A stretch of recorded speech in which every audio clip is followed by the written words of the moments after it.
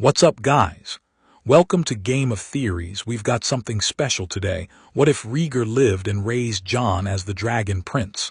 Don't forget to like and subscribe. Let's dive in. Chapter 1.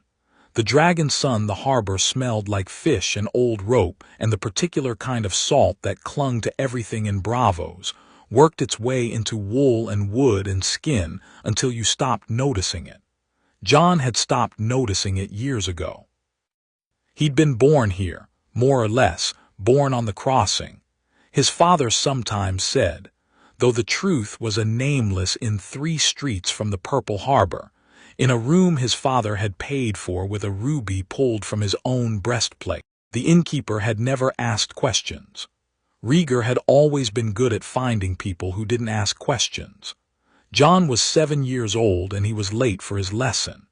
He sprinted through the ragman's harbor with his boots unlaced and a half-eaten piece of flatbread in his fist, dodging a dockworker's cart, vaulting a coil of rope thicker than his own torso, scattering 3 cats that had been doing nothing wrong to anyone. The city moved around him the way cities do when you've grown up inside them, not as a maze but as a body, familiar and breathing, its rhythms as legible as a face. He knew which alley smelled like a tannery, and which smelled like a bakery, and which one smelled like both because the tanner's wife made excellent bread. He knew which canal bridges the gondoliers preferred in the morning and which ones they avoided after rain. He knew the city the way a Stark knew snow, which was perhaps the most Stark thing about him, though he didn't know that yet. He skidded around the corner of a fish stall and nearly collided with a woman carrying a basket of eels, caught himself on the stall's wooden frame, apologized in Braavosi that was good enough to earn only mild irritation instead of a proper curse, and kept running. The house was on a narrow street 3 blocks from the canal, unremarkable by design. 2 stories, gray stone, a door that looked like every other door on the street. Rhaegar had chosen it for exactly that reason. There was nothing about it that said prince, nothing that said exile, nothing that said last Targaryen heir still breathing. It said nothing at all, which was the point. The only unusual thing was the slight shimmer of heat that sometimes pressed against the windows from within, on evenings when the man inside was sitting with his harp and his thoughts, and something that wasn't quite sorrow and wasn't quite peace. Jon shoved through the door.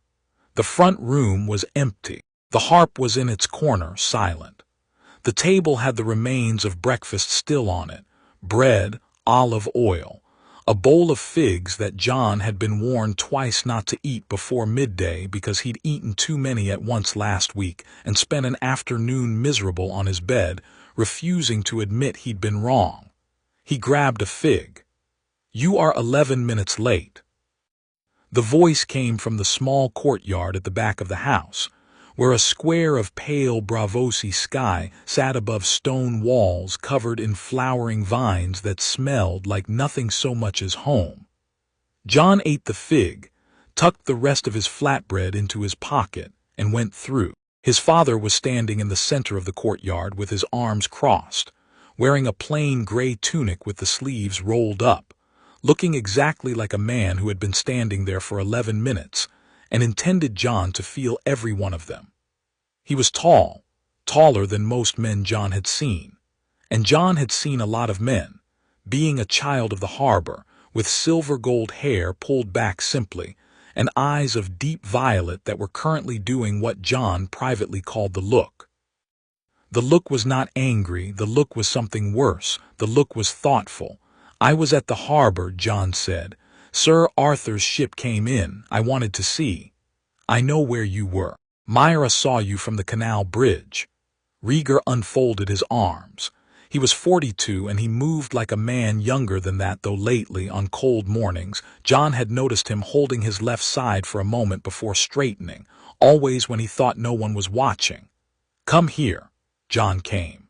His father studied him the way he studied everything, completely, without hurry, as though nothing in the world was more worth examining. "What did you see?" Jon blinked. He'd expected a lecture about punctuality. He got that sometimes, though his father delivered lectures the way other men delivered weather forecasts, informatively, without particular heat, as though the information was simply useful and Jon could do with it what he pleased. The ship, Ser Arthur's, it was bigger than I thought it would be. He came down the gangplank and he gave me this. He held up his wrist to show the small leather bracelet, braided in a pattern Jon didn't recognize. He said it's from Lies. They braid them for children who are, he paused, trying to remember the exact phrase, children who are expected to be something. Rhaegar looked at the bracelet for a moment. Something moved across his face that Jon couldn't fully read, which happened sometimes. There were rooms inside his father that Jon hadn't found the doors to yet. Arthur is here. Good. He turned. Come, sit. They sat on the low stone bench along the courtyard wall, Jon still slightly out of breath from running, his father perfectly still. Above them, a gull made one lonely circuit and disappeared. I want to ask you something, Rhaegar said, and I want you to think before you answer. Not long, just a breath. Actually think. Jon nodded. Who are you? Jon opened his mouth. Rhaegar held up one finger, breathed first, and Jon closed it. He looked at the vine on the opposite wall, the small purple flowers his father had always called by their high Valyrian name, and he thought about it. Actually thought. I'm Jon, he said. Jon Targaryen, your son. Good, what does Targaryen mean? Fire and blood. He'd known that one since he could talk. It was the first high Valyrian his father had taught him, before numbers, before colors, before anything else. Ixio, Perses, fire, blood. And what does that mean to you? Not what it means in a history book. What does it mean when you say it about yourself? Jon thought about the gull that had been there and wasn't. It means I don't run from things. His father said nothing for a moment, which Jon had learned meant keep going. It means he worked at it the way Arthur had taught him to work at a knot in leather, with patience, not force. It means the blood in me has been through a lot of fire and it's still here, still burning, and the fire part means he stopped. I don't know how to say the fire part. Try. The fire part means I'm supposed to do something, not just survive, not just exist. Fire doesn't just sit there. He looked at his father. Does it? Rhaegar was quiet for 3 full seconds. Then he said, Number it doesn't. He put his hand on top of Jon's head briefly, the gesture he used the way other men used full embraces. Jon had always understood it perfectly. That was a good answer. Not because it's correct. Answers to questions like that are never simply correct or incorrect, because you worked for it. He took his hand away. Now, your real lesson. He stood and walked to the middle of the courtyard, and Jon stood and followed. Because that was how every lesson started, with his father standing in the space like he owned it. Not with posturing, just with the simple certainty of a man who had always known where his feet were. You know the story of Aegon the Conqueror, Rhaegar said. 3 dragons, Balerion Meraxes v. Hagar. He landed at the mouth of the Blackwater, and I didn't ask you to recite it, I asked if you knew it. Jon paused. Yes. Why did he win? The dragons. Everyone says that. Think harder. Jon crossed his arms, mirroring his father without realizing he was doing it. The courtyard was warm, the morning fully established now, the sounds of the city a soft blur beyond the walls. Because no one else had dragons, he said slowly, so they didn't know what to do about them. They'd never had to think about it before. And what does that tell you about power? That the most powerful thing isn't always strength. It's being the thing no one's prepared for. Rhaegar smiled. It happened rarely enough that it always landed, the way a single note on a harp could land more effectively than a full chord. Aegon did not win because his dragons breathed fire. He won because he was the only person in the world who knew what it was like to have dragons. Everyone else could only react. He could plan. The smile faded, not to sadness but to seriousness, which in his father's face was a kind of intimacy. Remember that distinction. The dragon is not the power. Understanding the dragon is the power. Jon filed it away. He had a good mind for filing things away. His father had been drilling him in languages and history, and the movements of ships since before Jon could write his own name, and somewhere along the way he developed a kind of internal library, organized in ways he didn't fully understand but could always navigate. High Valyrian lived next to the roots of the trade winds. The names of the great Targaryen dragons lived next to the household words his mother had apparently known in the old tongue, passed to him by his father with a tone in his voice that Jon had eventually identified as grief, though it had taken him a while to name it. His mother, Lyanna Stark, who had gray eyes and a laugh that his father described as entirely too loud for a lady and perfect for a person, who had died when Jon was 3 months old, in a room 2 streets from here with his father holding her hand, who existed for Jon as a shape rather than a memory, a warmth, a gray color, a laugh he'd never heard but somehow recognized. He thought about her sometimes when the harbor was loud and bright and alive, and he thought about her sometimes when it was quiet and cold, and the thinking felt different both times but was equally his. He didn't have a great deal of grief about it. He thought sometimes he should have more, but his father had never let the loss become a wound they picked at. It was part of their story, fully acknowledged, fully real, and they lived forward from it. Grief is not dishonor, his father had told him once, but drowning in it is a choice. Jon had been 5 when he heard that. He'd understood it then, and he understood it better now.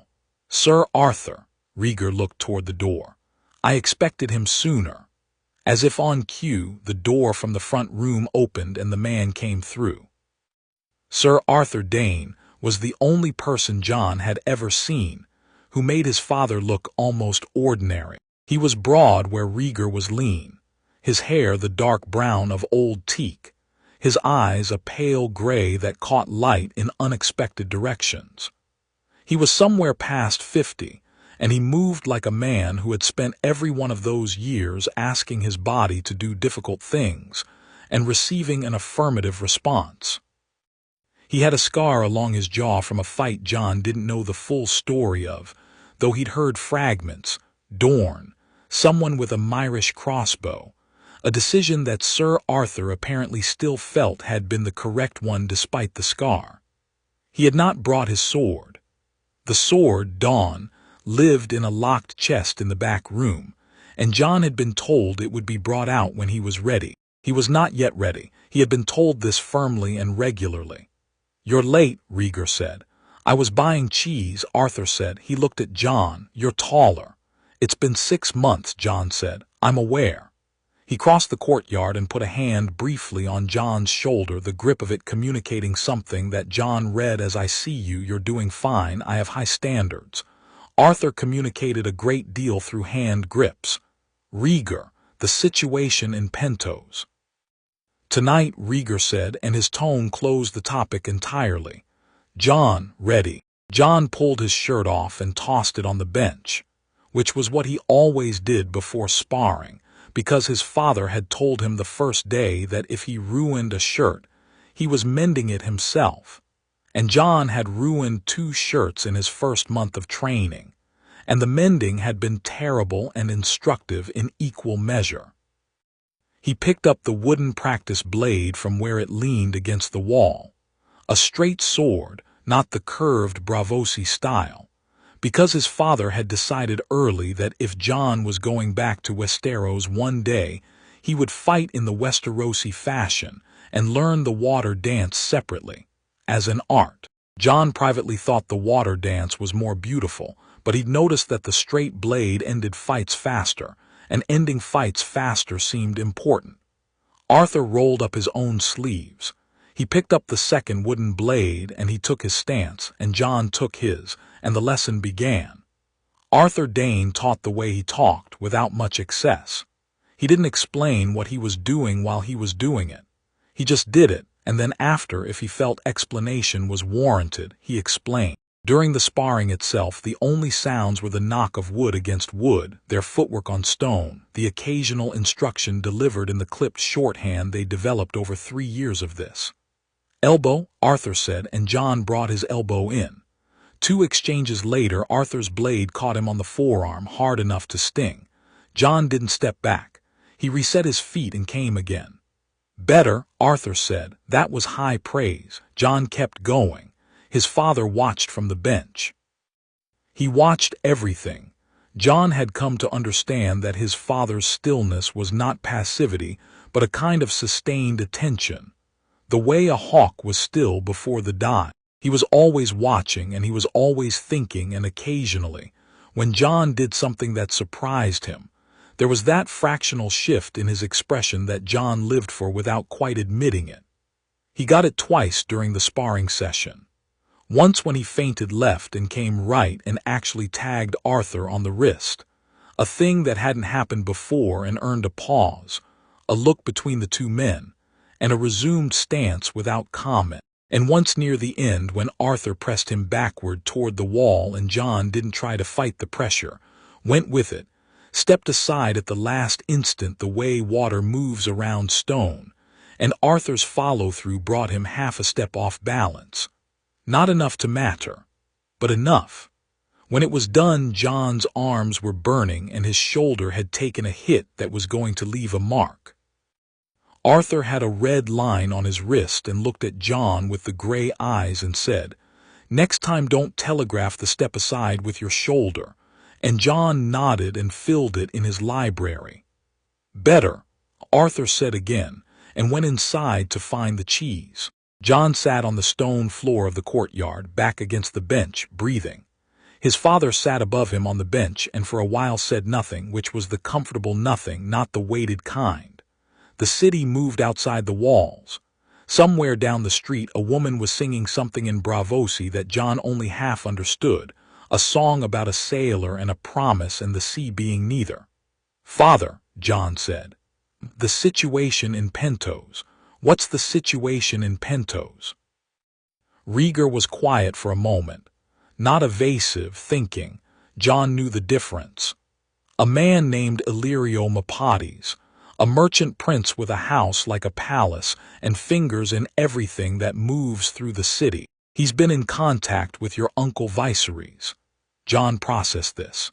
He knew about Viserys the way he knew about a lot of things, academically at first, then more personally as his father had, over the years, filled in the picture. Viserys Targaryen, his father's younger brother, 3 years old when he'd fled King's Landing with their mother Rhaegar. Jon had never met him.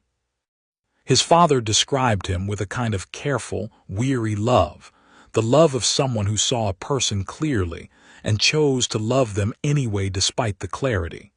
And Illyrio is the kind of man who cultivates useful things. Your uncle is a Targaryen in exile with a claim to a throne. That makes him useful. Rhaegar reached down and briefly touched the leather bracelet on Jon's wrist. Which means Illyrio will eventually realize that there is another Targaryen in exile with a better claim, and then he'll come looking. What happens when he finds us? He already has, his father said. He's known where we are for 4 months. He's been deciding what to do about it. A pause. Arthur thinks he's a man we can use. I think he's a man who will use us if we let him. The distinction matters. So we use him first, Jon said. His father looked down at him. The light had shifted, afternoon creeping into the courtyard now, and in it his father's silver hair caught the sun and for a moment looked almost like fire. "You say that very easily. Is it wrong?" "Number, it's right. The ease is what I'm examining." He said it without judgment. He was always honest about what he was examining. Jon had decided years ago this was one of the things he loved most about his father, that the examinations were never pretextual, never manipulations. They were genuine curiosity, genuine effort to understand his son. You have a Stark's instinct for justice and a Targaryen's instinct for power. Those 2 things are going to argue with each other your whole life. The Stark in you will say it's not honorable to use people. The Targaryen in you will say it's necessary. What does the Rhaegar in you say? Silence. Then a sound that Jon had heard maybe a dozen times in his life. his father actually laughing, fully, not the quiet private smile but actual laughter, brief and warm and real.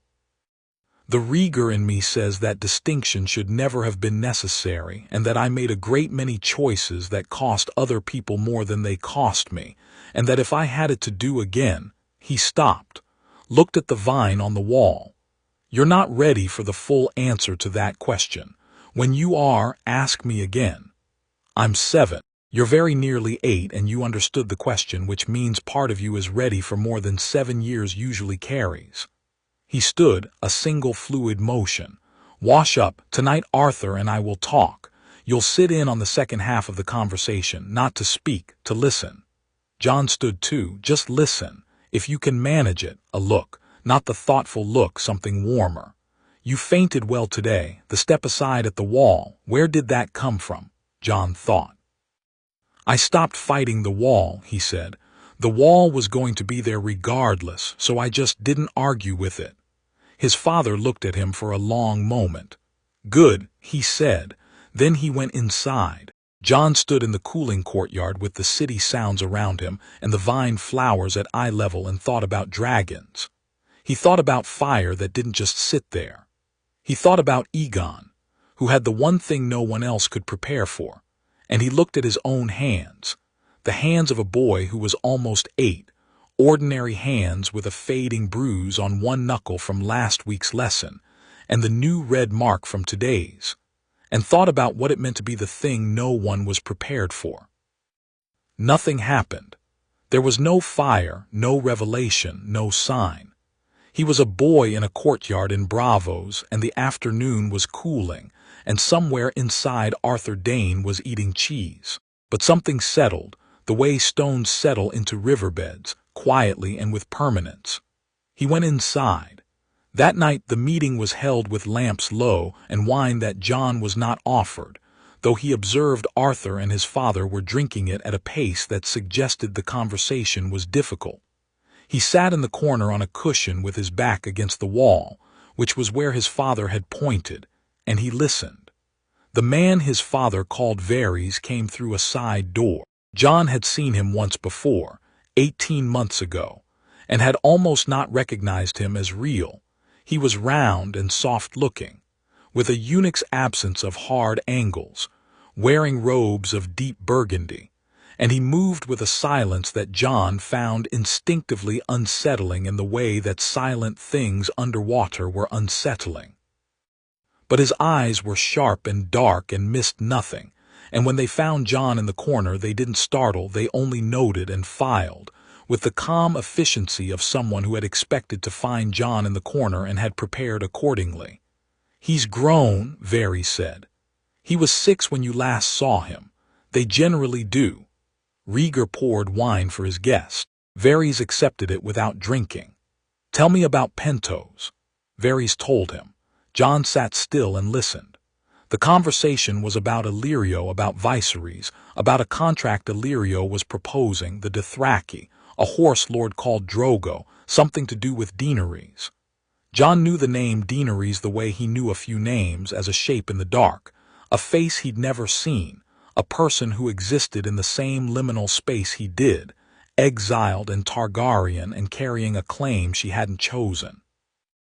He listened to the adults talk about her as a potential piece on a board, and felt something that wasn't quite anger and wasn't quite discomfort, but was the combination of both.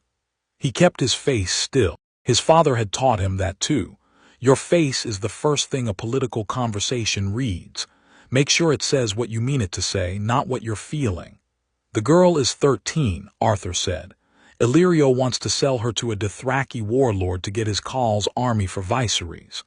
I know what he wants, Rhaegar said, and Viserys will agree to it. The flatness in his father's voice was the kind that meant emotion contained, not absent. He's desperate enough. He's been desperate enough for years.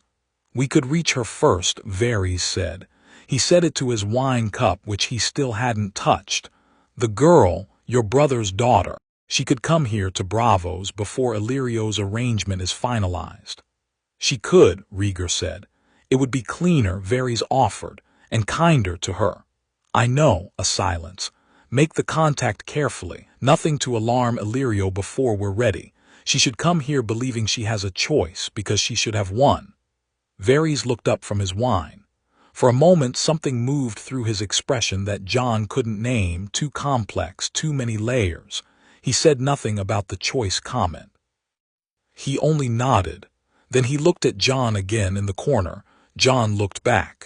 They regarded each other in the low lamplight, the 7-year-old prince and the master of whispers, and Varys said, with the first trace of something that might have been warmth in his voice, "He will cause a great deal of trouble, won't he?" It wasn't a question. "I should hope so," Rhaegar said. "That's rather the plan." Jon said nothing. He was listening. But he let himself feel, just briefly in the space behind his still face, what it was to be looked at like that, as a thing that would matter, as a weight that would land, as a dragon still growing into its fire. He was 7 years old. He thought, "I don't think I'm afraid of anything."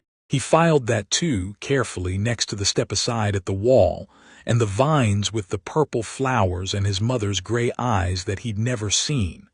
The lamps burned low. The night outside was Braavos, which never fully slept. Arthur refilled his wine. Varys finally drank from his cup, a single precise sip, and began to talk about Westeros, about a queen and a king and a young man called Robert Baratheon who had put a warhammer through Rhaegar's chest and survived anyway, which Jon supposed meant the world wasn't entirely logical.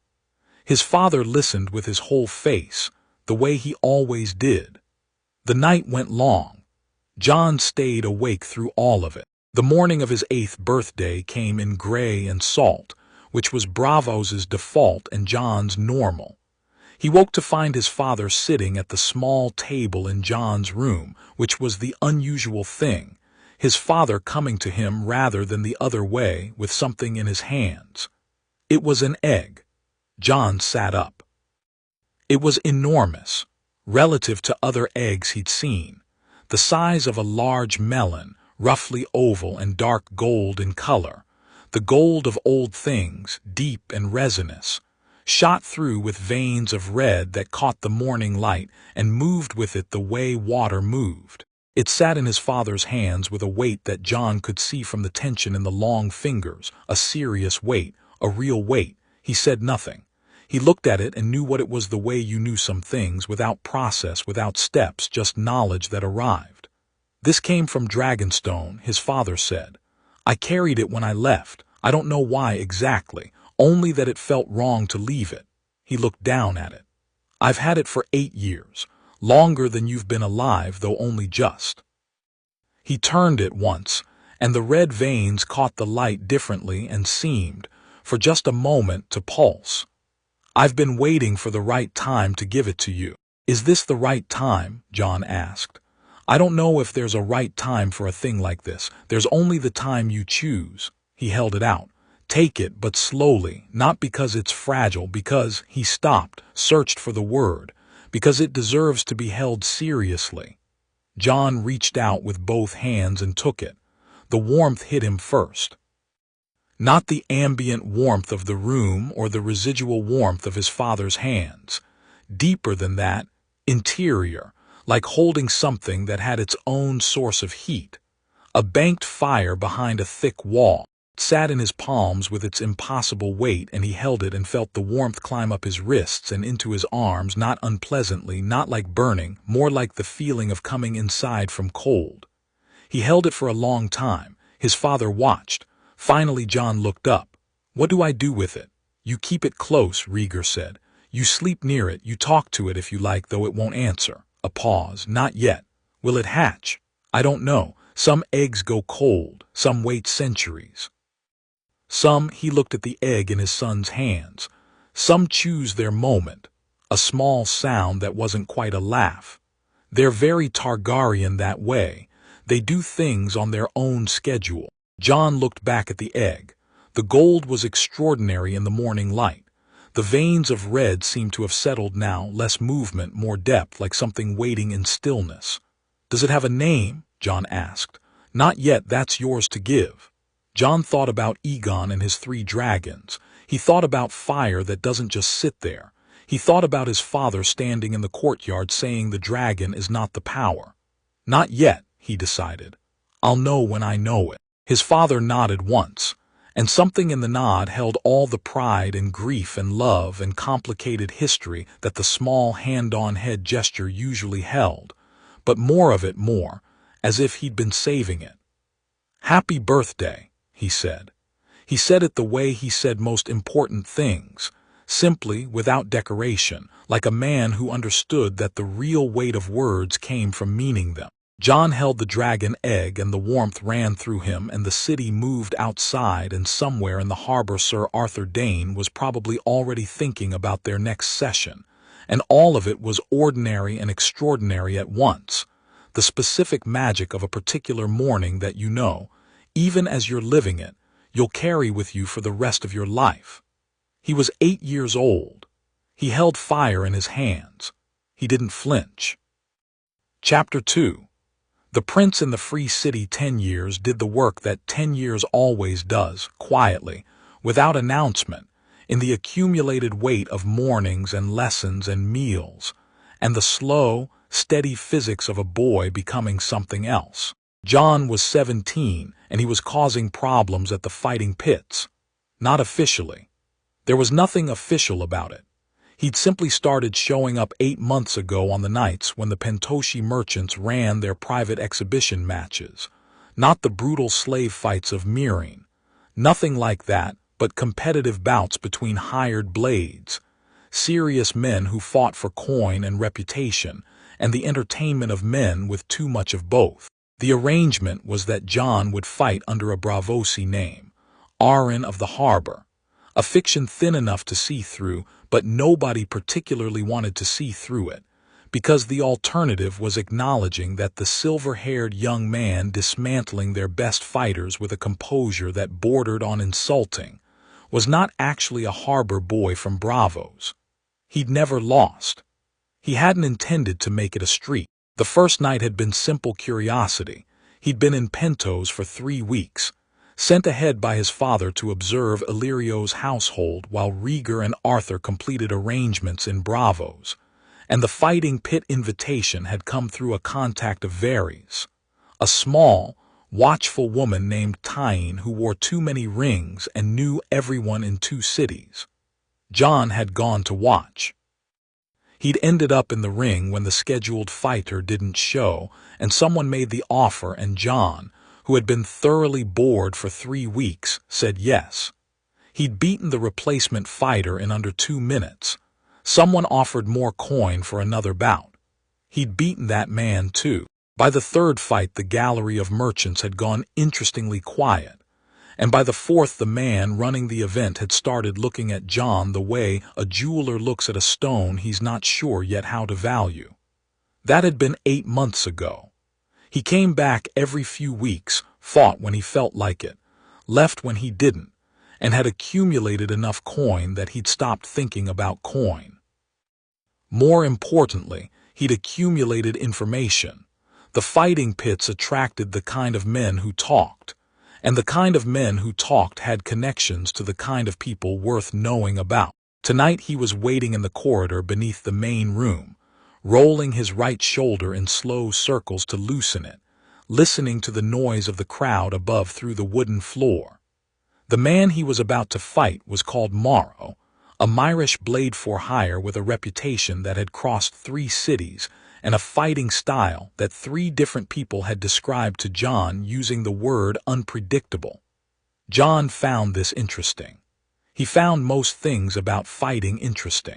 Arthur had given him the foundation and the years had built on it, and somewhere in the process Jon had developed a specific and genuine affection for the puzzle of a new opponent, the way every fighter had a grammar, a set of preferred constructions they returned to, and once you found the grammar you could finish their sentences before they did.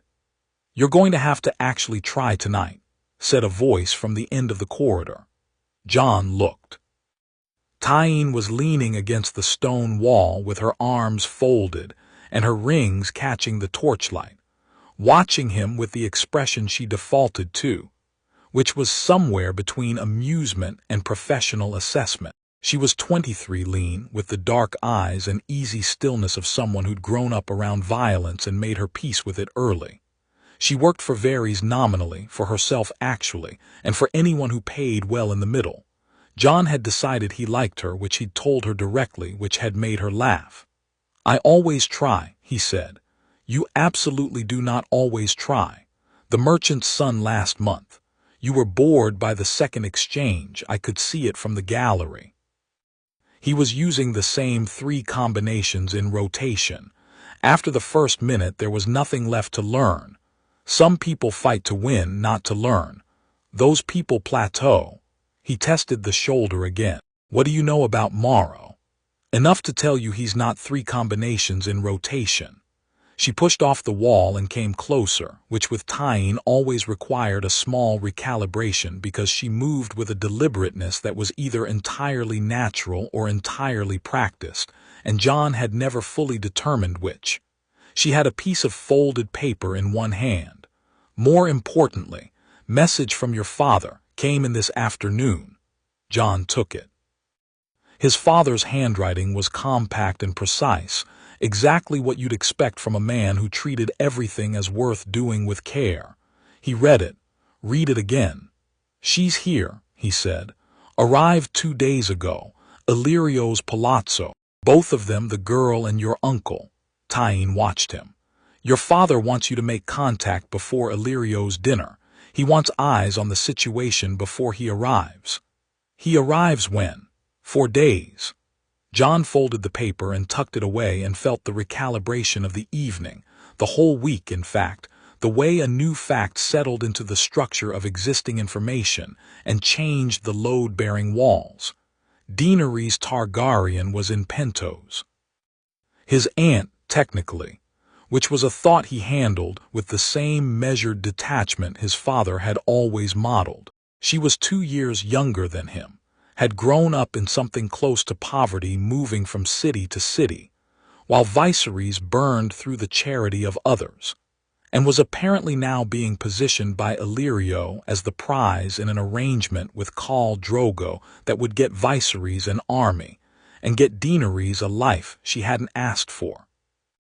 That last part sat badly with him, the same way it had sat badly with him at 7 years old, listening in a lamplit room while adults discussed a girl's future like a trade route. After the fight, he said. Tyene looked at him steadily. "The fight can wait.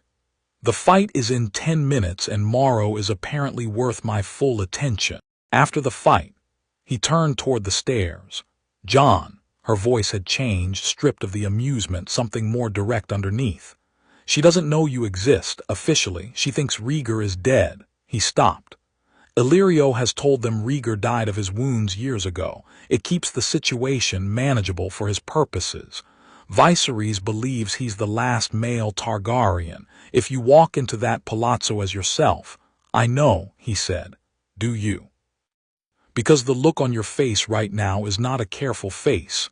It's a—" "I know," he said again, and this time it landed and Tyene went quiet. He stood on the bottom step for a moment, the noise of the crowd above him and the message folded in his pocket, and the thought of a 15-year-old girl being handed to a horse lord by men who turned her existence into a negotiating position. He breathed, found the still place Arthur had shown him, the one that was not detachment but clarity. "I'll be careful," he said, and went up. Morrow was good. He was legitimately, interestingly good. The kind of fighter who'd clearly done it long enough that it had stopped being a skill and become a nature, integrated so deeply that thinking about it would have only slowed him down. He was 40 or close to it, with a fighter's economic build and hands that had absorbed decades of impact, and emerged the other side as instruments, hardened and specific. He used a short blade in his left hand and nothing in his right, and he used the empty right hand as a misdirection tool with a fluency that was almost conversational. He got 3 real touches on Jon in the first 3 minutes. Jon felt each one, not pain. The blades were wrapped for exhibition, but presence, acknowledgement, the fighter's version of "I see you, I can reach you." He gave ground where giving ground was right and held ground where holding it was right.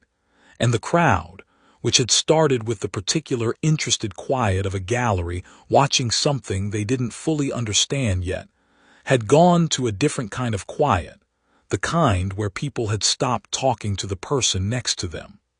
Jon had the grammar by the 4th minute.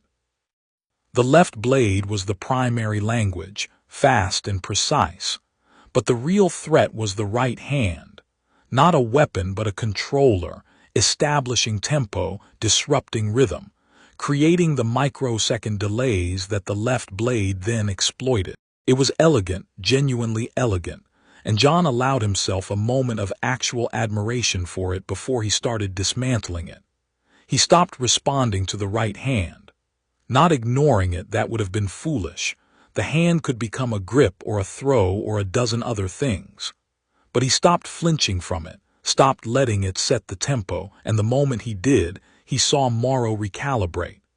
The fighter's eyes shifted, fractionally, and Jon moved in that fraction. The bout ended 40 seconds later, with Jon's blade touching Morrow's throat, and both of them breathing harder than the crowd probably expected. The gallery made the particular sound that galleries make when they've watched something that slightly exceeded what they came for. Morrow stepped back. He looked at Jon with the gray, level assessment of a professional evaluating a problem he'd encountered and not solved, and he said in accented common tongue, "Where did you learn to do that?" "A man in Braavos," Jon said. "What man?" Jon smiled. "Just a man." Morrow looked at him for another moment, then made a sound that was probably the Myrish equivalent of fair enough and extended his hand. Jon shook it. The man's grip was, predictably, extraordinary. "You're wasted in exhibition bouts," Morrow said. "You know that." "Probably," Jon agreed. He collected his payment from the pit master, a heavy-set pentoshi who always looked at Jon like he was trying to decide whether to be grateful or nervous, and went back down to the corridor. Tyene was gone. She worked on her own schedule and nobody else's, which was something else Jon liked about her. He washed the evening off at a basin in the corridor, changed his shirt, and went out into the Pento's night. The city at night was a different animal than Braavos at night. Braavos was fog and canals, and the particular melancholy of a city that had built itself on the premise of freedom, and understood freedom as a complicated thing. Pento's was warmer, louder, smelling of spices and horse, and the sea that sat just beyond its walls. The streets were wider, and the people moved through them with the purposeful pleasure of a population that had decided, collectively, to enjoy being alive, at least on summer evenings. Jon walked. He was dressed plainly, dark clothes, no adornment, nothing that said anything except young man, moving through a city, and he moved with the kind of authority that had nothing to do with what he was wearing. He'd noticed this about himself without particular pride, the way he'd noticed his own height or the color of his hair. He was not especially tall. His father's height, which was considerable, had apparently distributed differently through Lyanna Stark's Stark blood, leaving Jon lean and quicker than he looked. But he moved through spaces as though the spaces expected him, and people adjusted around him without quite knowing why. Illyrio Mapatides's palazzo sat in the wealthier quarter of Pentos like a physical argument about the value of money. Enormous, cream-colored, extravagantly gardened, with fountains that ran at night for the pleasure of no one in particular. Jon had been inside twice before, always under different pretexts, and he knew the layout the way he knew most useful things, thoroughly and quietly. He went around the eastern wall to the servants' gate, where a contact of Varys named Dono admitted him with the minimum of ceremony and the maximum of nervous speed. He didn't go to find Viserys. Viserys was a problem for his father and a conversation for later. He went to find his aunt. He found her in the garden. She was sitting on a stone bench near a fountain, wearing a pale dress that caught the moonlight, and she was entirely alone, and she was looking at nothing in particular with the expression of someone who had been thinking about something too long and had run out of new angles on it. She was 15 and small and silver-haired in the Targaryen way, but her eyes were purple and her face had a quality that Jon registered before he named it watchful, not afraid, watchful. There was a difference and it mattered. She heard him when he was 6 feet away and turned, and her body tensed in the manner of someone who'd learned that unexpected company in dark gardens was not usually fortunate. "I'm not here to hurt you," he said. He said it in High Valyrian on instinct because it felt like the right opening language, the blood language, the home language that neither of them technically had a home to attach it to. She stared at him. Her hand had moved to something at her belt, a small knife, Jon noted. Good. She was armed and quick to be so, and she was reading him the way he'd been reading Morrow an hour ago, looking for the grammar. "Who are you?" she said. Also in High Valyrian, automatic, and then she seemed to notice she'd done it and something complicated crossed her face. "My name is Jon," he said. "I'm Rhaegar's son." The silence that followed had weight and volume and several distinct textures. Her hand stayed on the knife. Her eyes did several rapid things in sequence: disbelief, calculation, something close to anger, something close to hope, the two fighting each other to a visible standstill. "Rhaegar is dead," she said. "He's not. He's in Braavos. He'll be in Pentos in 4 days. Jon stayed where he was, giving her the space. "He was wounded at the Trident, not killed.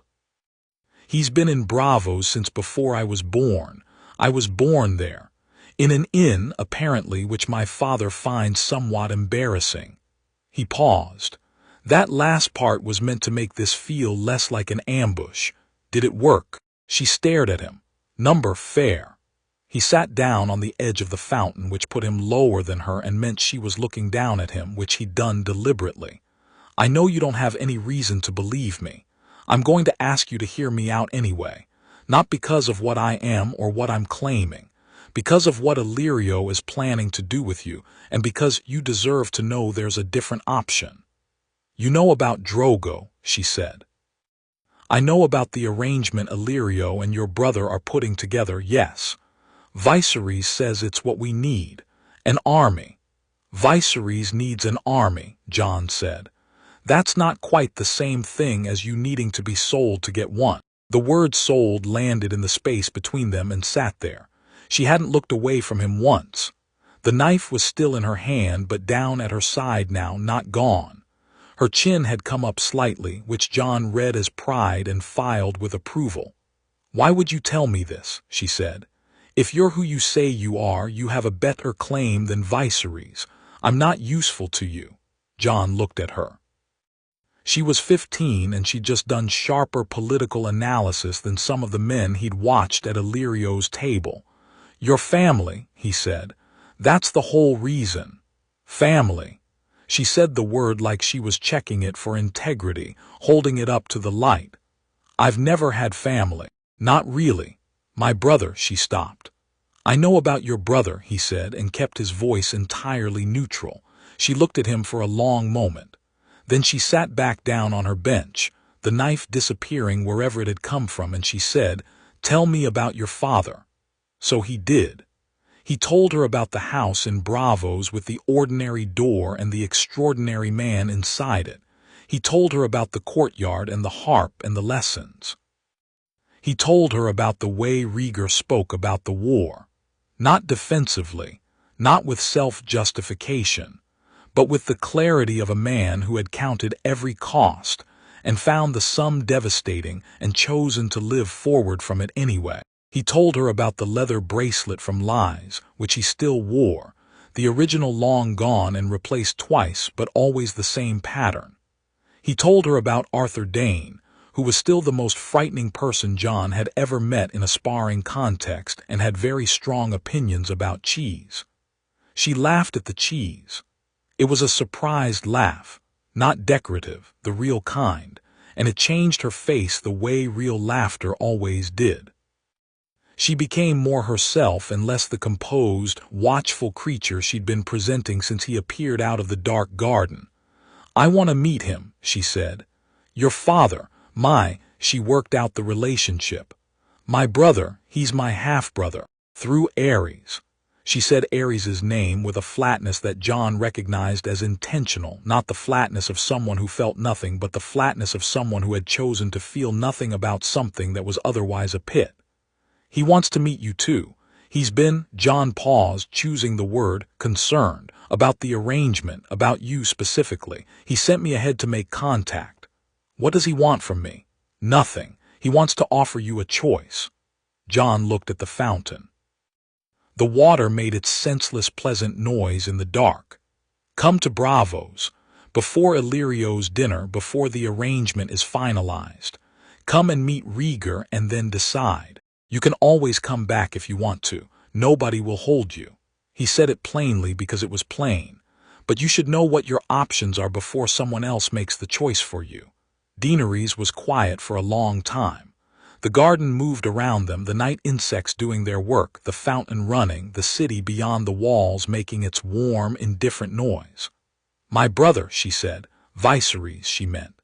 "If I leave before the dinner, he'll be angry," Jon said, without dressing it up. "He's always angry." She said it without self-pity, matter-of-factly, which was somehow harder to hear than self-pity would have been. "He's been angry for as long as I can remember. I've spent most of my life trying to keep him from trying to manage it." She looked at Jon. "Does your father know what Viserys is like?" "Yes, and he loves his brother and he has no illusions about him, both at once." Jon met her eyes. "That's also possible, you know." She absorbed that, turned it over. Then she stood, and in standing there was a quality that Jon hadn't fully seen yet. She was young and she'd been afraid for most of her life, but when she stood up straight she was something already, something that was only going to be more of itself with time. He could see the structure of it. "Give me 2 days," she said. I need to arrange a few things." 2 days, Jon agreed. He stood as well, and they were facing each other across a foot of Pentoshi garden, and they were both silver-haired and purple-eyed, and the last of something that was maybe trying to be first of something new, and Jon thought, she's going to be extraordinary. "Do you have someone you trust here? Someone who can get a message out without it reaching Illyrio?" "Yes, Dory, my handmaid." A pause. "She's loyal to me. Actually loyal, not she's loyal." "Good. When you're ready to go, get word to Dono at the servants' gate. He'll know how to reach me." He turned to leave. "Jon," he looked back. "The egg," she said. She was looking at his coat, or rather at the slight shift in weight that the coat made, the left side heavier than the right. He'd been carrying the egg since this morning because his father's last letter had said keep it close now, it's time. He didn't know how she'd seen it, the thing barely showed under the cloth. "You have a dragon egg," she said, not a question. "Yes." Is it doing anything, the egg?" He put his hand against the left side of his coat, feeling the warmth through the cloth. "More than it was," he said. She nodded slowly, and in her expression was something he understood without being able to fully articulate, the particular longing of someone who had the blood for fire but had grown up with none of the warmth. He felt it too, differently, as a guilt-adjacent feeling, as an awareness of what he'd been given that she hadn't. 2 days, he said. 2 days, she confirmed. He went back through the dark garden, and out the servants' gate and into the Pentos night, and he felt the egg against his side warm and insistent, and he thought about options and choices, and what it meant to give someone back something that should never have been taken. Rhaegar arrived in 3 days, not 4, a favorable wind, and Arthur Dayne's impatience with unnecessary scheduled delays. Jon met them at the harbor. His father looked the same and looked different. The same. The silver hair, the measured grace, the quality of stillness. Different. Jon had spent 4 months in Pentos and had been looking at the world through slightly different eyes, and when he saw Rhaegar walk down the gangplank he saw, for the first time clearly, the held quality in his posture, the way his left hand sometimes pressed briefly against his ribs between one stride and the next, quick and habitual and deniable. The thing Jon had been not quite seeing for 2 years. He said nothing about it. He fell into step beside his father and Arthur and gave them the full report as they moved through the harbor, deaneries, viceroys, Illyrio's arrangement, the garden conversation, the 2-day wait that had become 3. Rhaegar listened without interrupting. Arthur made 2 pointed sounds that conveyed a full paragraph each. "She's sharp," Jon said. "Sharper than she's been allowed to be." She noticed the egg. "Did she?" His father glanced at him. "And?" "She wanted to know if it was doing anything." "Is it?" Jon put his hand against his coat. The warmth was different now, had been different for a week, less like a banked fire and more like something alert, something that had been asleep and was deciding about waking. "Yes," he said. Rhaegar looked forward at the city, at the pale morning light on the pale buildings. "It's been 10 years," he said, "since I gave it to you. I know. I hoped it would happen in Braavos. I thought," a pause. "It doesn't matter what I thought. It's happening now, which is when it means to happen." He said it in the tone of a man who had learned the hard lesson that some things operated on their own schedule. "Have you given it a name yet?" "Almost," Jon said. "I'm close." "Close," Arthur repeated from his other side with the dry weight of a man who had been listening to Jon say almost and close for months. "It'll come," Jon said. "It needs to come right. It needs to come before the egg opens and you have a nameless dragon," Arthur said. "Dragons name themselves, technically. Isn't that what the histories say?" "The histories say a lot of things," Arthur said. "Half of them are wrong." They found the house Varys had arranged for them, larger than their Braavos home, better furnished, with a proper courtyard and a room on the ground floor that could serve as a space to receive deaneries without ceremony. Rhaegar walked through it once, looked at it with the eye of a man assessing both aesthetics and security, and pronounced it acceptable.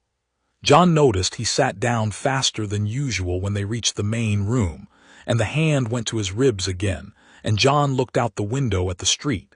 He was going to have to say something about it. Not today, but soon. Dorry arrived that evening, a pretty, quick-eyed young woman with the manner of someone perpetually operating on contingency plans. She carried a written note from deaneries, "Tomorrow morning." "Is that acceptable?" Jon wrote back. "Bring nothing you don't need. Leave the rest." She came with the sunrise. Jon was in the courtyard working through forms when the gate opened and Dorry stepped through first, followed by deaneries, who had a single bag over her shoulder and the expression of someone who had made a decision and intended to commit to it fully. She was dressed plainly, nothing Illyrian about her this morning. She looked younger and more herself. She stopped when she saw Jon, looked past him at the courtyard doorway, at the man standing in the frame. Rhaegar had dressed carefully.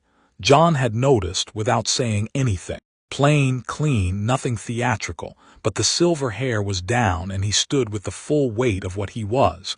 Not arrogant, just present, all the way present, the way he was when he chose to be. He looked at the girl across the courtyard and his face did the thing it did at maximum emotional load, which was to become very still and very clear.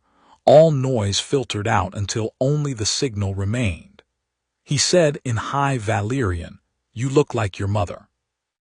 Deaneries had clearly been preparing something, some arrangement of words, some composed response to this meeting she'd been thinking about for 2 days. All of it left her. She stood with her bag on her shoulder and looked at the brother she'd been told was dead and said nothing for a long moment. Then she said, "She died when I was born. I never knew her." "I know," Rhaegar said. "She was remarkable. I'm sorry you didn't have the chance." He stepped back from the doorway. "Come inside. I'll tell you about her if you'd like. I'll tell you anything you want to know." Deaneries looked at Jon. Jon gave her the fractional nod that meant yes, go, it's real. She went inside. Jon stayed in the courtyard. He heard the murmur of voices through the open window, Rhaegar's lower register and Daenerys's finding its own register in response, and he worked through his forms and let them have the time.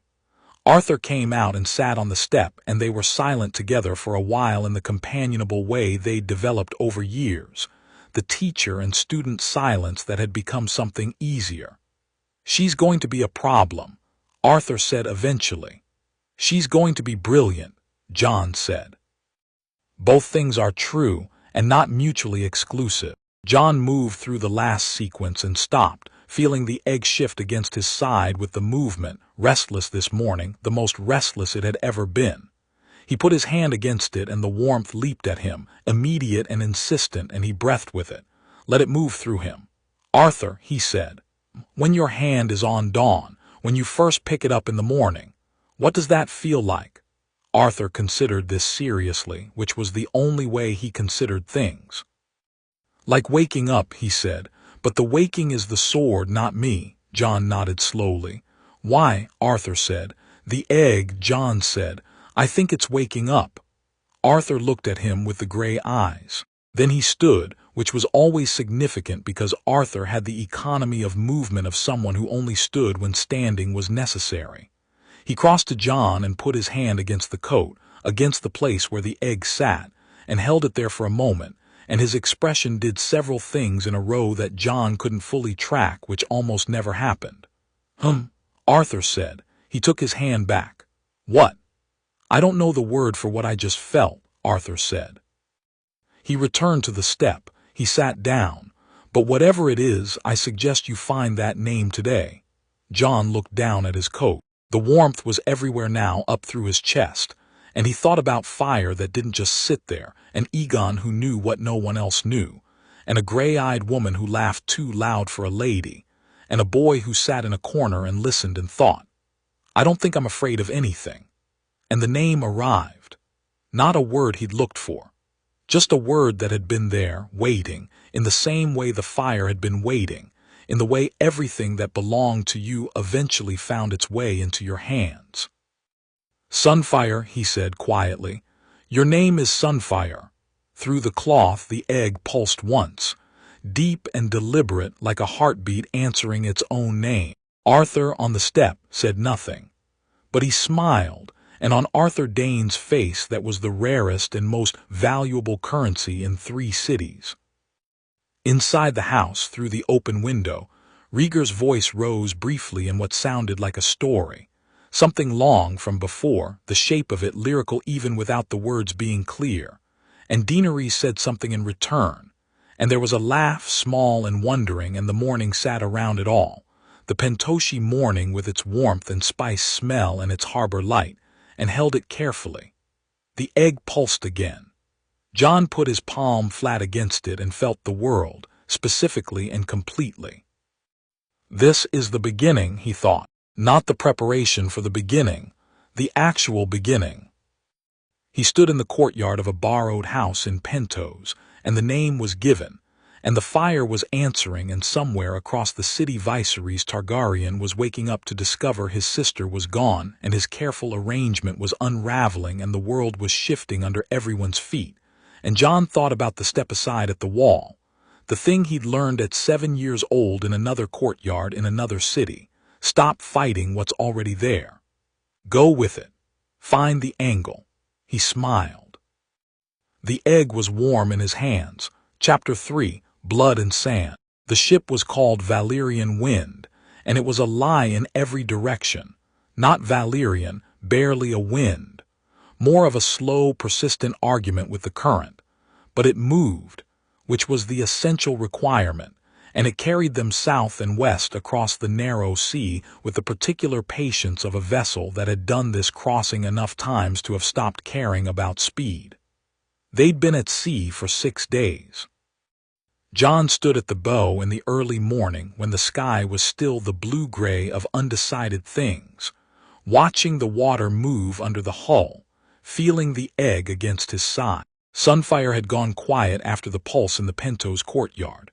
Not cold, never cold, but settled, the way a fire settles when it's found its proper fuel, and decided to burn steadily rather than leap. Jon had started unwrapping it at night, letting it sit on the wooden crate beside his bunk, and in the mornings the air around it had a quality like summer in a room where summer had no business being. Daenerys came up beside him just as the sun cleared the horizon. She'd been doing this for 3 days, finding him in the mornings, not saying anything immediately, just standing. He'd decided he liked it. She was, he'd discovered, a person who needed silence before she needed conversation, which was unusual in his experience and felt like a kind of honesty. You didn't fill silences unless the person you were with demanded filling. With Daenerys there was no demand. Dory says we'll sight land by tomorrow evening. She said eventually. Arthur says tonight if the wind holds. Arthur said the wind wouldn't hold past Tyrosh. Arthur says pessimistic things out loud to make optimistic outcomes feel like victories. Jon glanced at her. It's a strategy. She almost smiled. She was still doing this, stopping herself half a beat before full expression. A habit so ingrained she probably didn't know it was there. 3 days of observation had given Jon a partial map of her interior, bright, disciplined, suspicious of ease, with a deep specific hunger for things that were real and meant. Warmth given to her freely and without agenda seemed to confuse her before it landed, like a word in a language she knew but hadn't heard spoken aloud. Your father is going to ask me to make a decision today, she said. He's been waiting since Pentos, Jon agreed. And you know what he's going to ask. I know what he's thinking about, whether you want to come to Dorne or go back. Dorne was always the first step, the Martells, the political foundation. I know the plan, he explained it. A pause, oceanful. He explains things the way you do, completely, like hiding anything would be an insult to the person being told. Jon looked at her. Is that strange for you? She was quiet for a moment. Viserys used to tell me only what he thought I needed to know, which was very little, which was almost nothing. She said it without bitterness. She'd stated worse things about her brother without bitterness, with that flat, precise fairness that Jon was increasingly convinced was one of the more remarkable qualities he'd encountered in a person. I've been making decisions for years without most of the relevant information, so yes, it's strange having all of it. Does it make it easier or harder? Both, she said. Mostly easier. She looked at the horizon. I'll come to Dorne. I decided 2 days ago. I just wanted to. She stopped. Make sure it was your decision and not the decision you were being moved toward. She turned and looked at him with an expression he hadn't seen from her yet, direct and slightly startled, like someone who'd had a private room discovered without warning. Yes, exactly that. I understand that. He watched the water. When you grew up making choices for your own survival in situations designed by other people, it's hard to tell the difference between choosing freely and being steered, even when the steering is well-intentioned.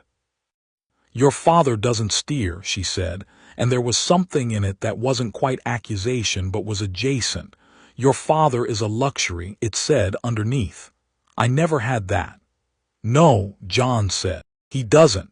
He said it without apology because apology would have been condescending and she was too sharp for condescension. You're angry about that sometimes, that's fair. She opened her mouth. Not at me, he said. You're not angry at me. You're angry at the distance between what it should have been and what it was. I'm just what was possible and you're what was handed. That's genuinely unfair and you're right to feel it. Daenerys closed her mouth. She looked at him for a long, uncomfortable moment. Then she looked back at the sea and something in her shoulders dropped half an inch. And he understood that was the closest she was going to come, right now, to letting something go. You're strange, she said. Arthur says that too. Arthur says everything too, apparently. But this time the smile made it, brief, real, warming her whole face before she pulled it back. She was going to stop doing that eventually, pulling the smiles back, rationing herself, but that was time's work, not his. Come and get me when your father wants to talk, she said and walked away from the bow. Jon stayed. The sun was up properly now, the sea going from gray to green-blue, and the world was enormous and moving and specific. and somewhere below his feet in the room next to his was an egg that was close to something. He thought about Dorne. He thought about what it meant to arrive. Rhaegar called them together in the ship's main cabin at mid-morning, when the light came through the small windows clean and direct, and the sea was behaving itself. Arthur was there, sitting against the far wall with his arms folded and his gray eyes doing their habitual accounting. Varys had not made the crossing with them. He'd stayed in Pentos, fingers in everything, sending letters that arrived in ways Jon had never fully traced. There was also a young woman named Ashara, whom Jon had not previously met, who had appeared on the ship at embarkation without explanation, and turned out to be a former lady-in-waiting of House Dayne, Arthur's kin, with clear brown eyes and a quality of contained energy that reminded Jon of his own father in miniature. Rhaegar stood at the chart table. He was dressed in dark blue, and the morning light made his silver hair very bright, and Jon looked at him the way you looked at something when you had the sudden awareness that you might be looking at it carefully for a limited time, the way you looked at things when you'd started paying attention to the wrong signals. He looked like he was holding himself up by will as much as bone. "Dorne," Rhaegar said, and put his hand flat on the map. "Specifically, Sunspear. Doran Martell has been in contact for 2 years through Varys. He mourns his sister. He mourns the war. He wants justice for Elia in ways that Robert Baratheon has never provided and never will." His finger moved on the map. "More importantly, he is a patient man, the most patient man I have known, possibly, and patient men who are also intelligent and also angry are exactly the kind of ally you want when you are building something that needs to last." "He might not receive us," Daenerys said. She'd claimed the chair nearest the window, an instinctive positioning that Jon noted, sight lines to the door and the sea both, back to the wall.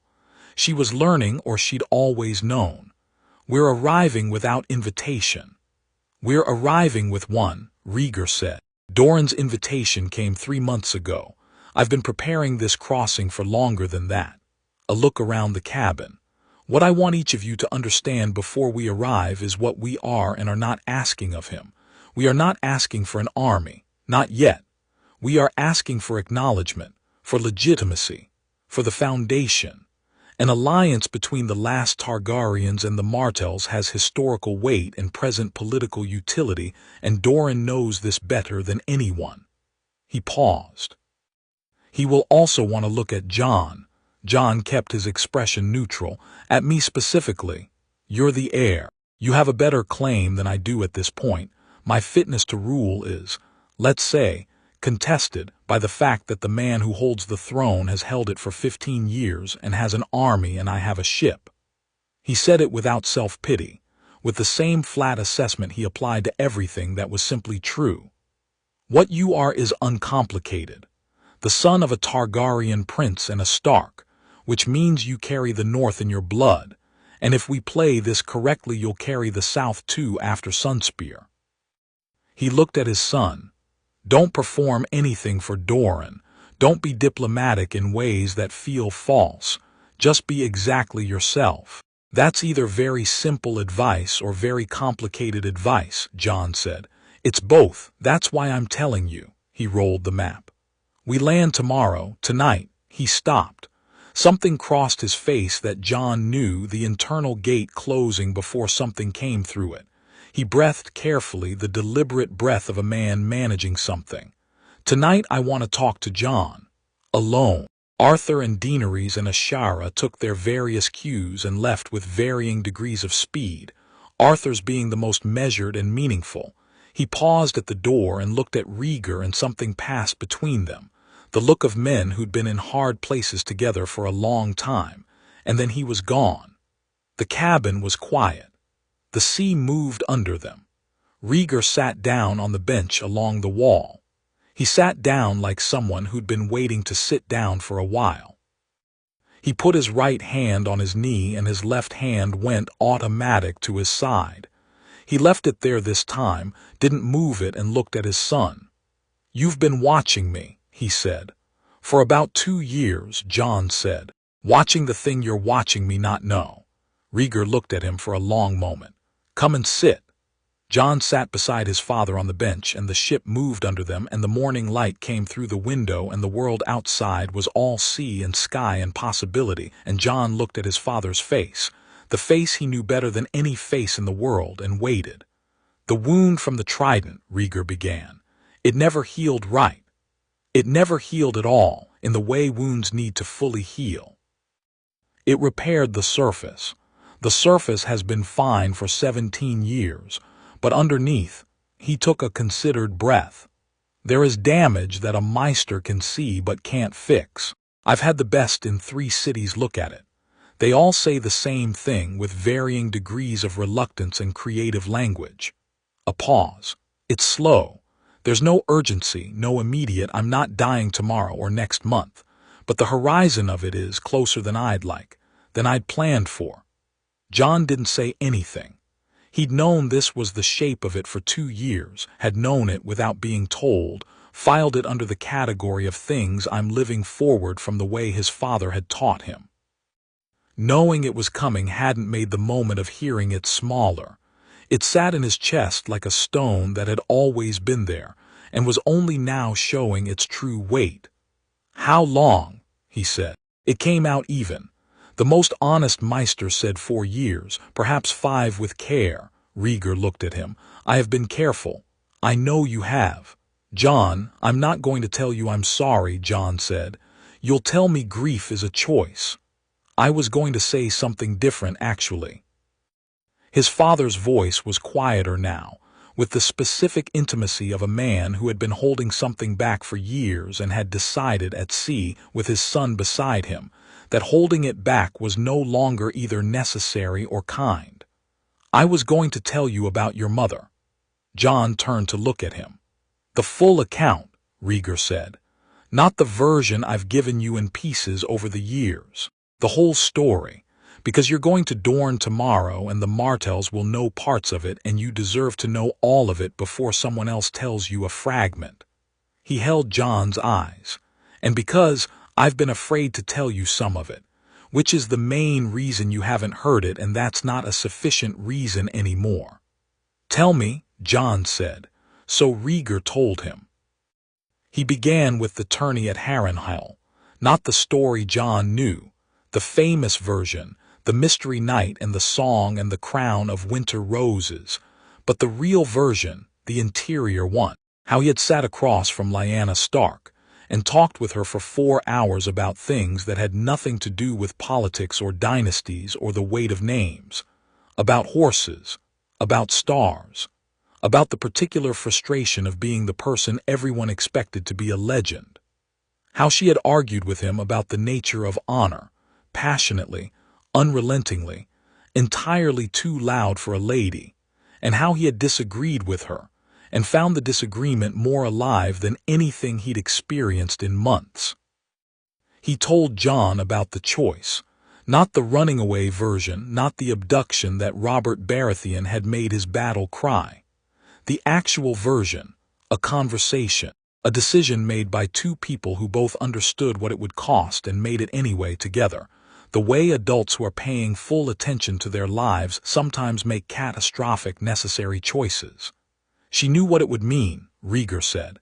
She knew her father would be told.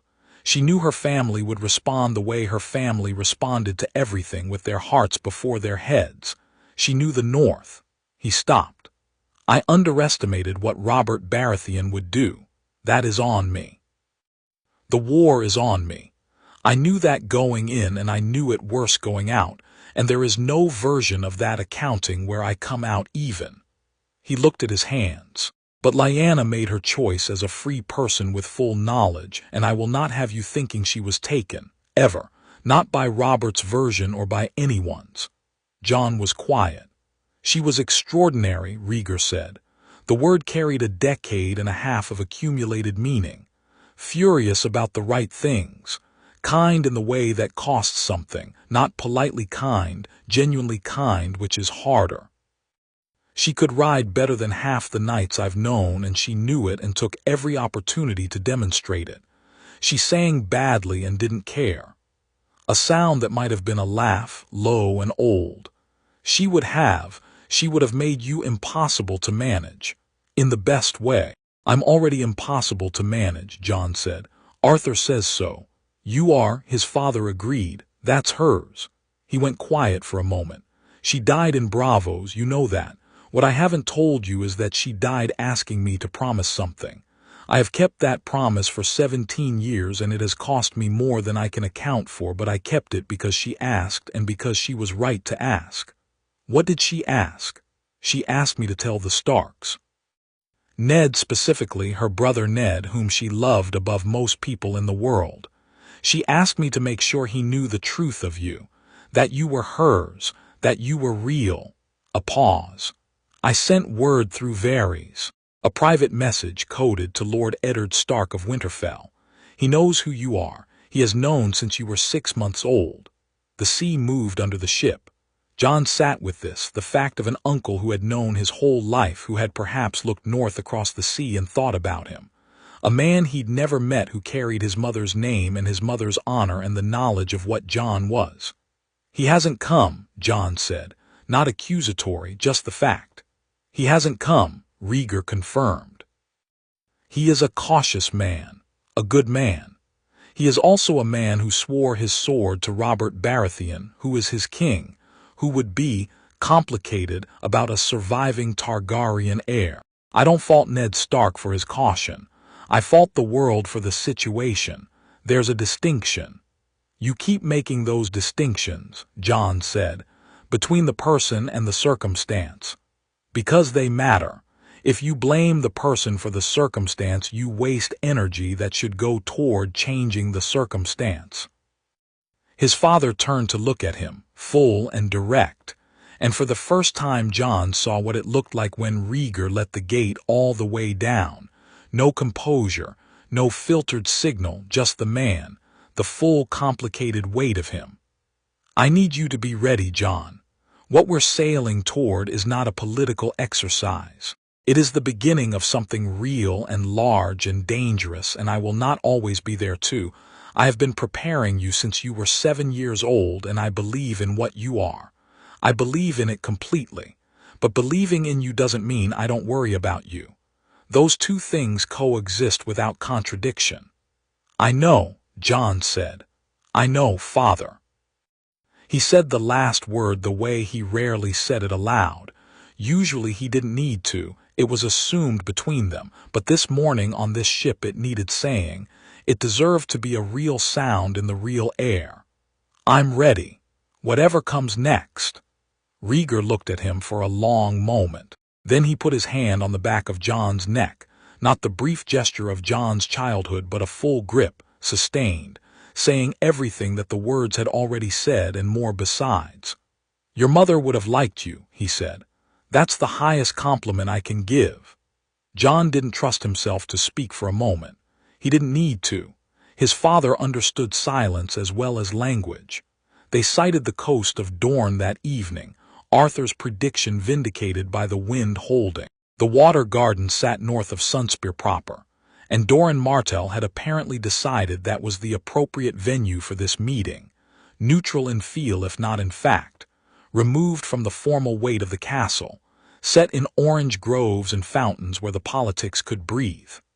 Jon stood at the rail as the coast materialized from the haze, red and gold and ancient, the dry hills coming down to the sea like the fingers of an enormous hand. Daenerys was beside him. She'd been beside him frequently since the departure from Pentos, a proximity that had started as uncertainty and was becoming something else, comfortable, considered, chosen. He didn't examine it too closely. He let it be what it was. Have you ever been to Westeros? She asked. Number, neither have I, and yet, she looked at the coast. It's familiar, the shape of it, like something you've heard described so many times it exists in your head as a real place. Home is strange that way, Jon said. When you've never actually had it, your imagination does the work, whether accurately or not. What if it isn't what we imagined?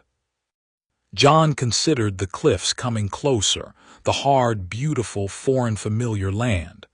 Then we find out what it actually is and work with that. He glanced at her.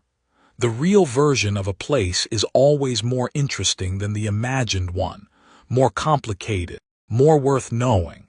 She absorbed that. Then, your father told you something this morning. I could tell when you came out of the cabin. Yes, something about his health. He looked at her. He told me about my mother, too.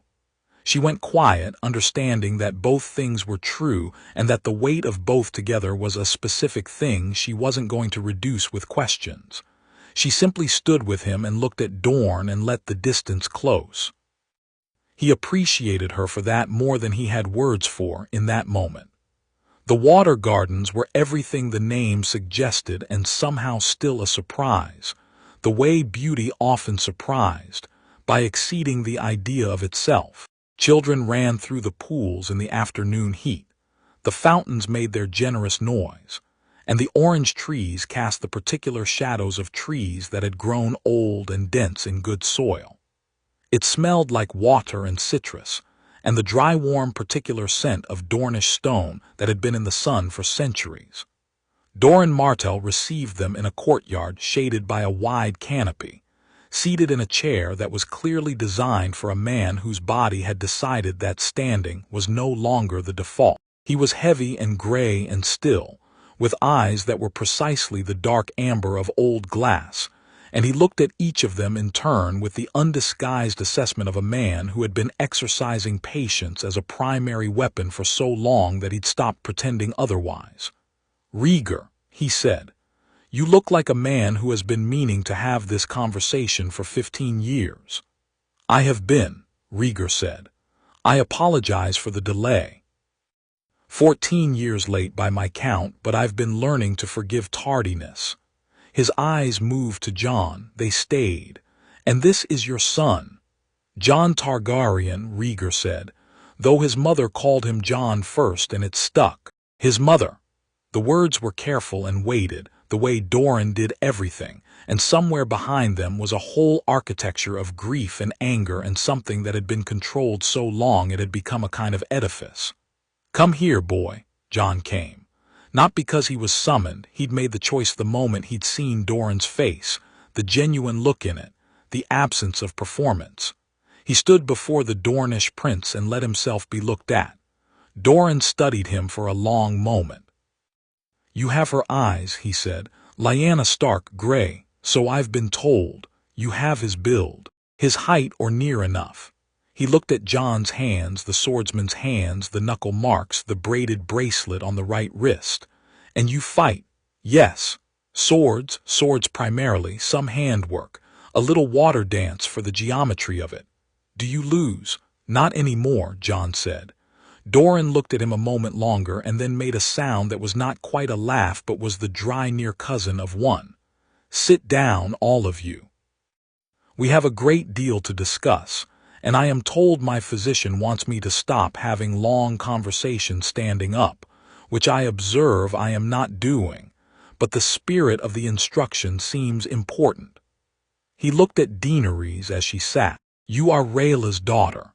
"Yes, my lord," she said. "Your mother was a good woman who deserved a great deal better than what she got." He said it simply. "As did Elia."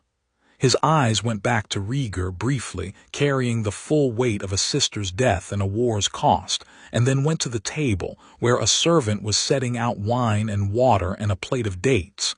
"Pour for our guests, Areo." The giant Dornish guard who had been standing at the courtyard's edge moved to the table with the careful deliberateness of a man who understood his size and respected the things around him. Jon watched him with professional attention, and the man noticed, and they exchanged the brief nod of two people who recognized a similar orientation. The conversation that followed was long and layered, and Doran conducted it the way he conducted everything, with patience, with precision, with the maddening courtesy of a man who was absolutely not going to be rushed and had arranged the world around him to support that preference. He asked about the plan. He listened to Rhaegar explain it. He asked about resources, about timing, about the North, specifically about Ned Stark, about the Stark relationship, about whether Jon had been told. "He knows," Rhaegar said. "And," Doran looked at Jon. "And the North is part of this," Jon said. "Not because the North owes the Targaryens anything. They don't. But because what's sitting on the throne now isn't Robert Baratheon's ideal kingdom, it's Cersei Lannister's management of Robert Baratheon's kingdom, and the North knows the difference between a king and a puppet situation." He paused. "Ned Stark is honorable. He'll want to do the right thing. We need to make it clear that the right thing and the necessary thing are the same this time." Doran looked at him with the amber eyes. "How old are you?" 17. "Rhaegar," Doran said, still looking at Jon, "I had certain concerns about this meeting, about whether you'd brought me a prince or a boy." A pause. "I no longer have those concerns." He reached for his wine. "Tell me about the dragon." Jon put his hand against his coat. Sunfire pulsed, the warm, deliberate pulse, the heartbeat rhythm. "Still in the egg," he said, "but close." "How close?" "I'd say days," Arthur said from his end of the table, with the matter-of-fact delivery of a man reporting the weather. Everyone at the table processed this with varying degrees of visible reaction. Daenerys went very still. Doran set his wine cup down with a careful, specific placement. Rhaegar looked at Arthur with an expression of mild reproach for the delivery. "Days," Doran repeated. "Give or take," Arthur said. "A living dragon," Doran said. He said it quietly and precisely, and in it was everything the words contained, the shift in everything, the impossible thing becoming actual, the world's current arrangement becoming provisional. He looked at Jon. "When it hatches, what do you intend to do with it?" Jon thought about how to answer this. He thought about fire that doesn't sit still. He thought about Aegon, who knew something no one else could prepare for. "I intend," he said, "to ride it." Doran picked up his wine. "Of course you do," he said, and drank. That night Jon took the egg to the beach. He didn't plan to. He woke in the dark of his room in the Water Garden's guest wing. And the egg was warm beyond its usual warmth. A different register, urgent and specific. And he picked it up and walked out without thinking about it, because thinking about it felt like exactly the wrong response. He walked through the orange-scented dark of the gardens, and through a gate that opened because he pushed it, and down the slope toward the water. The beach was dark sand and moonlight, the Dornish sea quiet on its far side of a meeting with the horizon. He sat on the sand with the egg in his lap and the moon full overhead, and felt the egg move. Not a pulse. Movement. Something inside, shifting its weight, testing the limits of the shell with the particular patience of a thing that has been building toward a moment for years and knows the moment is now. Jon held it and said nothing. He didn't know what to say. Hello seemed insufficient. He sat with it the way he sat with his father in the courtyard at 7 years old, the way he stood at the ship's bow with Daenerys in the mornings, in the good silence, the present one. The one that meant I'm here fully, there's nowhere else I'm trying to be. The crack started at the top, a hairline at first, dark against the gold, and then the red veins lit up. Not reflected moonlight, their own light emanating from inside. And the crack widened, and Jon felt the heat on his face and his hands and his chest, and it was like standing near a hearth but personal, directed. The warmth of something that knew the specific person it was warming. Another crack. Another. The egg was moving in his hands, the shell flexing, and Jon held it steady and let it do what it needed to do. His heart was absolutely hammering and his face was absolutely still, and in the split between those two things was the whole education of his life. Feel it, don't be ruled by it. The shell split. The dragon that came out of the gold egg was gold itself. Gold deeper and more complex than the shell had been, the gold of something alive, shot through with the faintest trace of red along the wing edges like sunrise caught in feathers. It was the size of a cat and wet and very immediate, blinking large eyes that were amber dark and caught the moonlight and held it. It opened its mouth and made a sound that was nowhere near as dramatic as Jon had always imagined, and was, somehow, more moving for it, a sound like the smallest possible version of fire, a breath with heat in it. It looked at him. He looked at it. "Sunfire," he said, not a name giving this time, a confirmation. "You." The dragon made the sound again, moved in his hands with the uncoordinated determination of something very new, but absolutely certain it was in the right place. And then it put its head against Jon's chest and was still.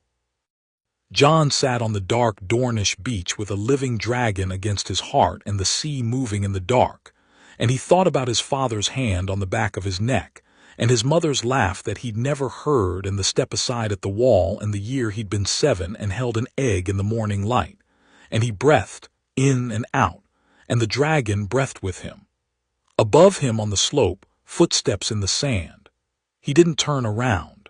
"It happened," Daenerys said from directly behind him. "It happened," he confirmed. She sat in the sand beside him. She looked at Sunfire against Jon's chest, the gold and red wings half extended, the amber eyes now closed. Her expression was everything she usually didn't let show: wonder and the particular ache of someone watching a beautiful thing that is not theirs, and feeling both the beauty and the distance fully and at once. He saw it and understood it and made a decision. "Your eggs," he said, "you have them." "They're stone," she said. Everyone said mine was too, probably. It was just waiting." He looked at her. "They're not stone, trust me. They're waiting for something."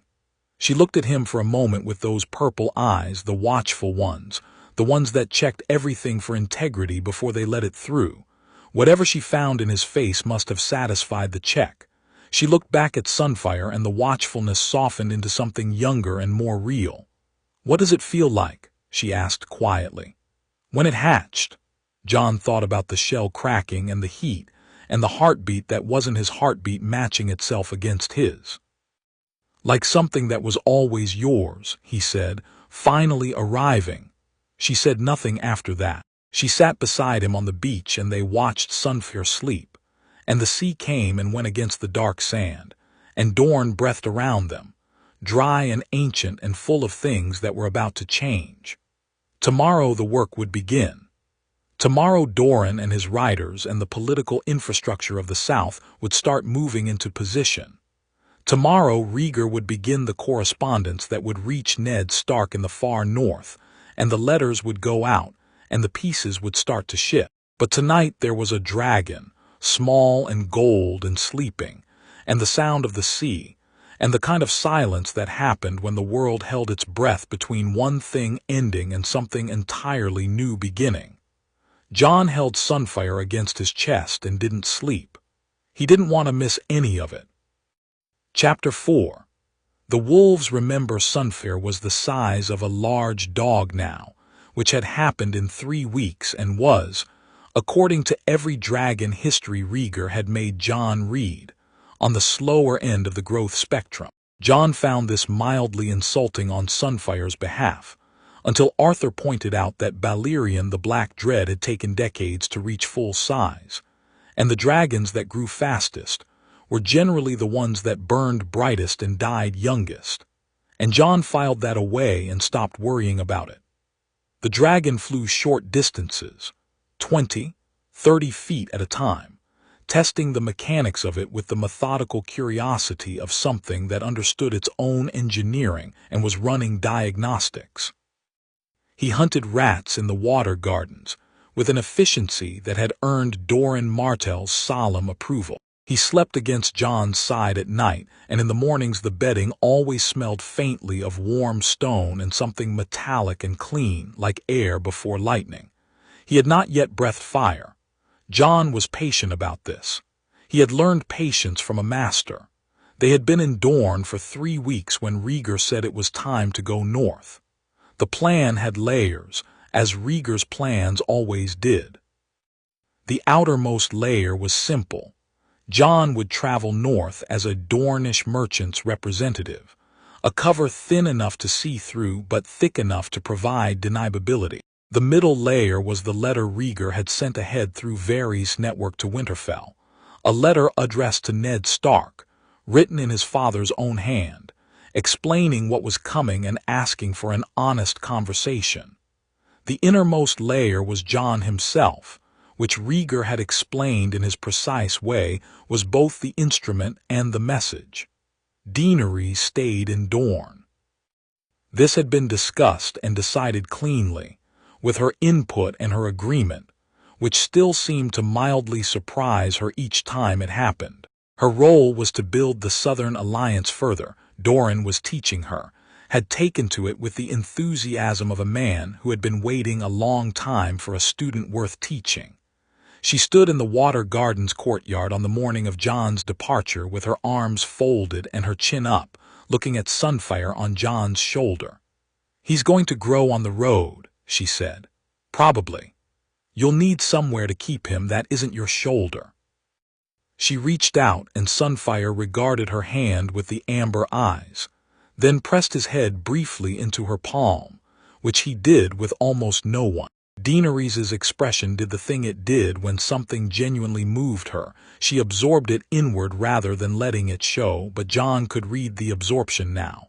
"Come back with the North," she said, "not a request, expectation."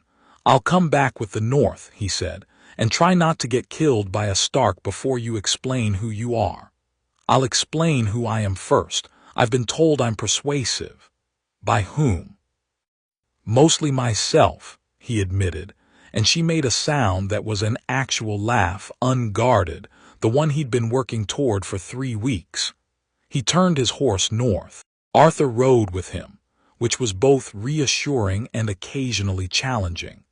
Reassuring because there was no one alive Jon would rather have at his back in a difficult situation, and challenging because Arthur, in a confined space over a long distance, had the energy of a man who had accepted boredom as a personal failing, and compensated by observing everything and commenting on most of it. He had opinions about the roads, about the inns, about the food at each inn, about the political implications of road quality as a reflection of crown investment, and about a particular stretch of the Dornish marches that he felt had been strategically undervalued by every general in the last 100 years.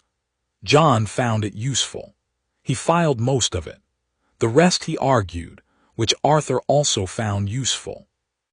They moved fast, 2 men on good horses, skirting the larger towns where a silver-haired young man with a golden dragon on his shoulder would attract the specific kind of attention that ended plans. Sunfire discovered on the 2nd day of travel that he could fly alongside the horses for short stretches, which he did with an expression of focused concentration that made Jon's chest hurt with something warm and uncomplicated. On the 4th day, Sunfire dove at a rabbit in a field and missed, and the look he gave Jon afterward was so precisely the look of a person who wanted very badly to pretend that had not happened that Jon laughed for the first time in what felt like a while. "He'll get it," Arthur said, watching the dragon stalk back toward them with injured dignity. "Obviously," Jon said, "he just needs more reps, like someone else I trained. I got the rabbit eventually. You were 12 before you landed a clean takedown and you cried about the first one. I was 8 and it was a very large rabbit. It was a normal rabbit." Arthur looked at Sunfire, now climbing Jon's boot to reach his shoulder, small claws precise and confident. "He's going to be something when he's grown." Jon felt the weight of the dragon settle on his shoulder, the warmth of him, the specific gravity. "I know," he said. They took the King's Road at Maidenpool, heading north. This was where the cover became more important. The King's Road had eyes, royal messengers and merchant caravans, and the usual traffic of a realm that didn't know it was about to be restructured. Jon kept Sunfire inside his coat during the busy stretches, which Sunfire tolerated with minimal complaint as long as Jon kept a hand on him. The warmth was constant and conspiratorial, a secret they shared on a public road. Somewhere past the neck, Jon felt the land change. It was not a dramatic thing. The quality of the light was different, grayer and more honest, refusing the southern warmth its flattery. The trees were different, older, denser, the kind of trees that didn't ask permission to grow. The air smelled like cold water and pine and earth that had been doing its job for a very long time without requiring acknowledgement. Jon breathed it and felt something move in him that had no name but had a direction, inward and down, the specific settling of something that recognized what it was next to. "You feel it," Arthur said. It was not a question. "Yes," Jon said. "Stark blood," Arthur said simply. "The North knows its own."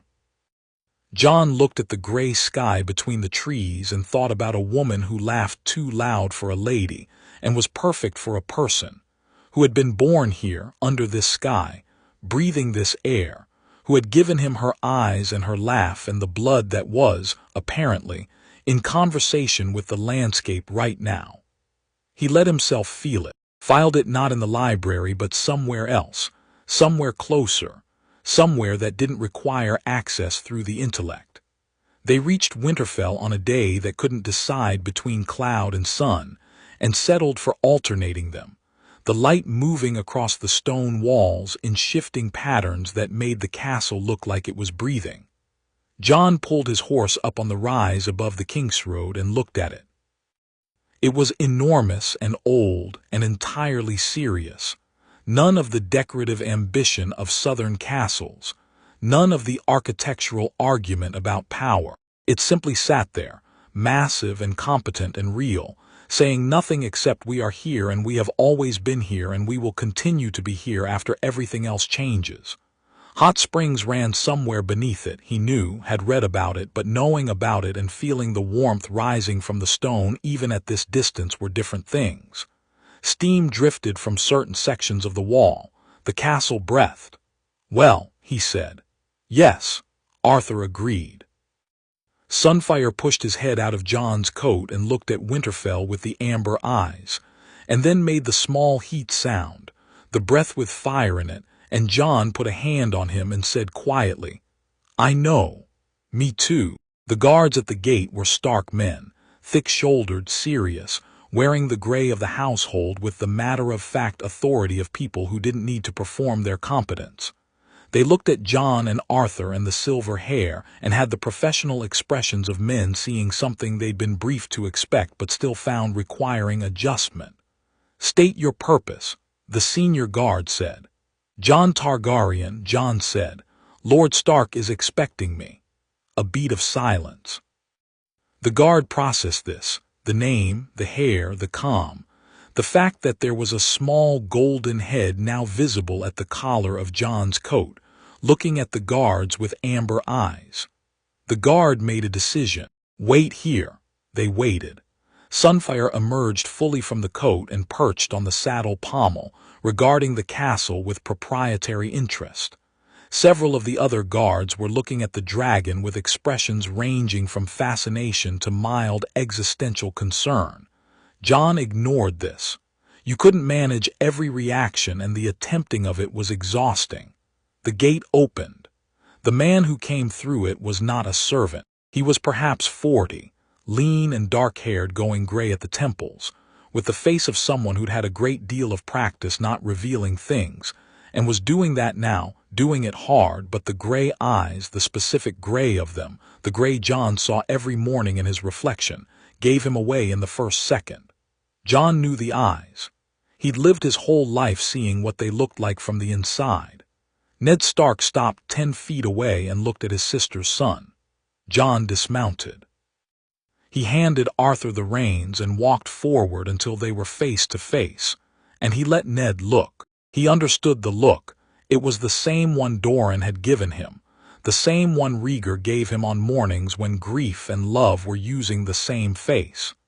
He stood in it without deflecting, gave it the full surface area of himself, because Ned Stark had kept a secret for 17 years and deserved to be standing in front of the thing he'd kept it for. "You have her eyes," Ned said.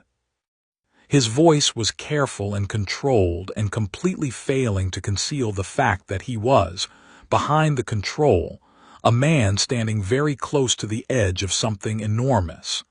"I've been told," Jon said. "You look like someone who's been carrying something heavy."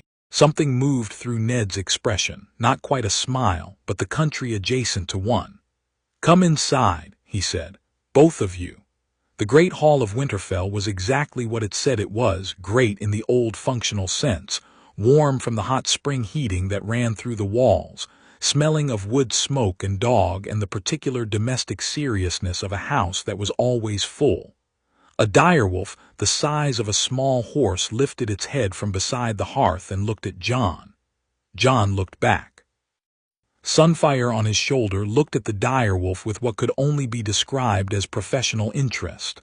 The direwolf's nostrils flared. "Ghost," a voice said. "Sit."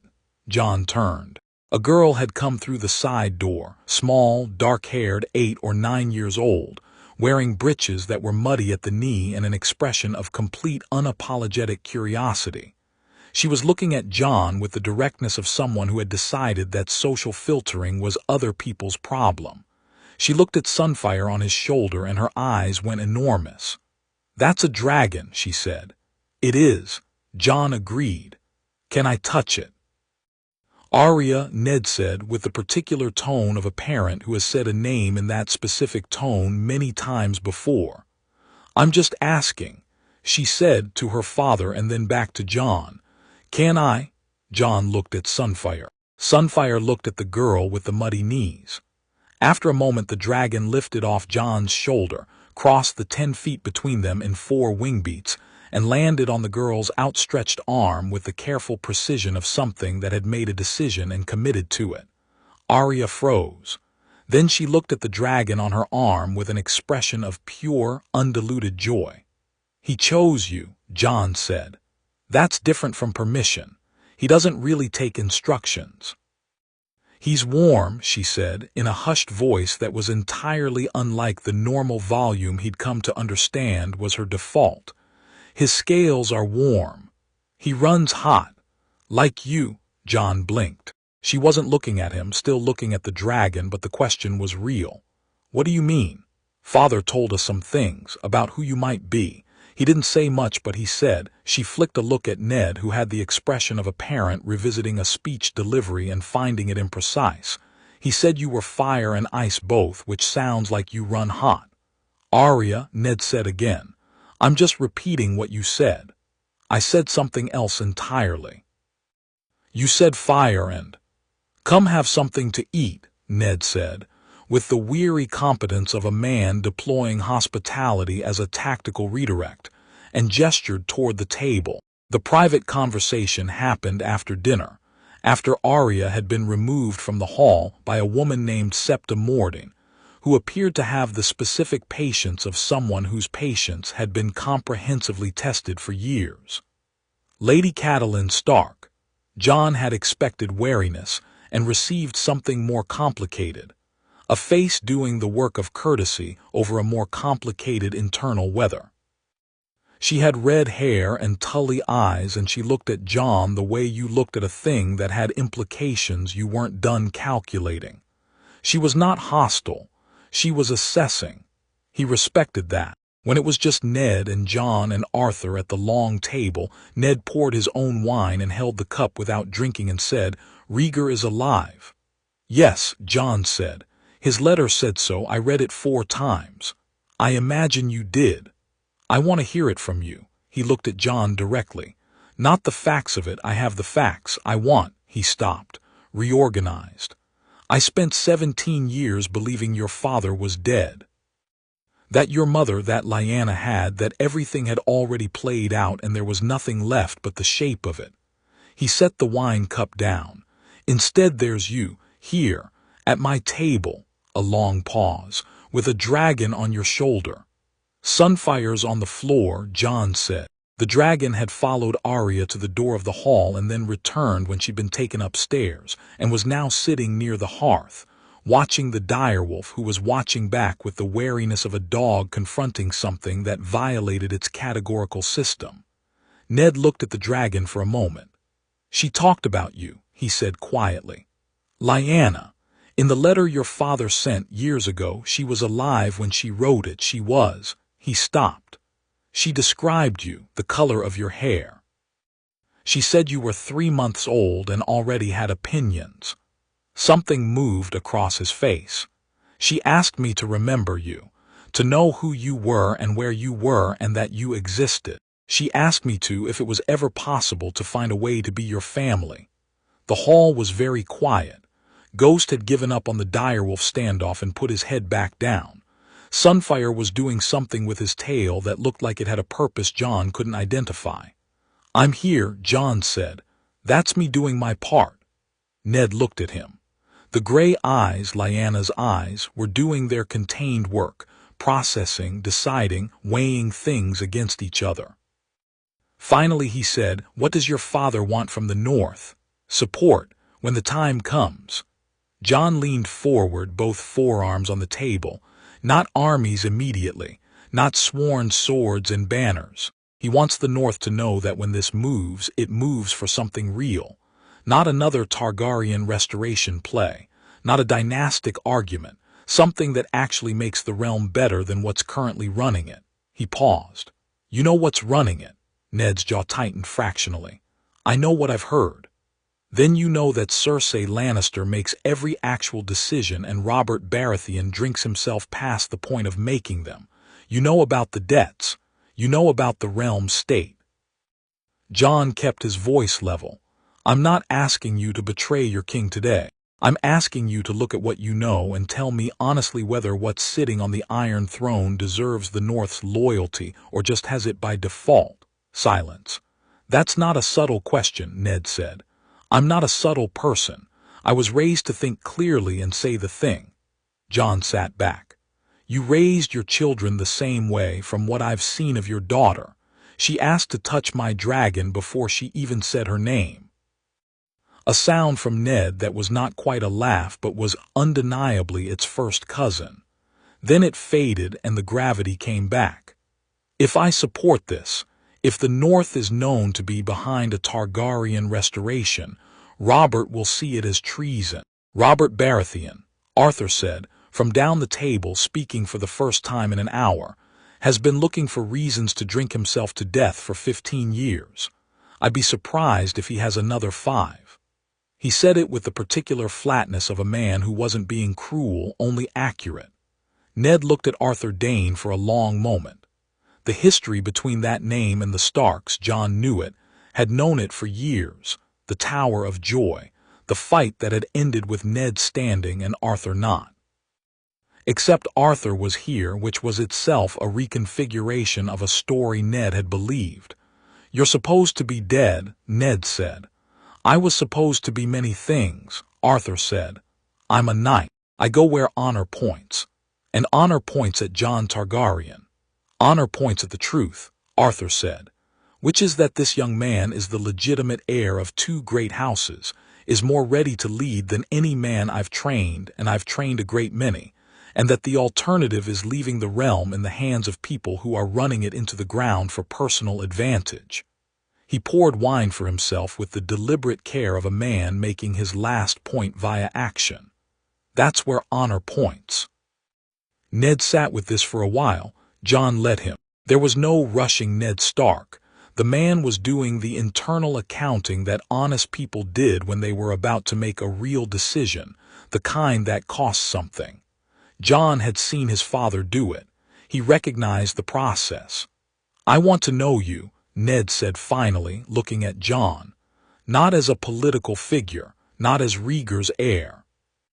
I want to." He stopped, and for a moment the composure came down entirely, and what was underneath was simply a man who had loved his sister and lost her and been given, improbably and 17 years late, this person across the table.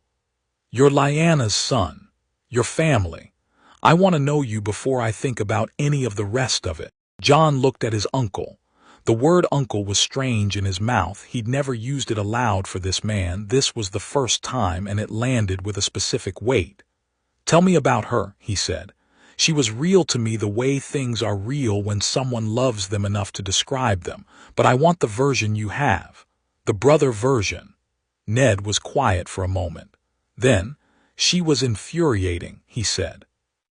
"She was the most infuriating person I've ever known, and I include in that assessment every difficult Lord Bannerman I've had to manage." He paused. "She once challenged Benjen to a horse race she knew he couldn't win and then spent a week being gracious about winning so that the graciousness itself was an additional defeat." Jon laughed. He heard in the laugh, distantly, something familiar, too loud maybe for the quiet hall. Not caring. Ned heard it too.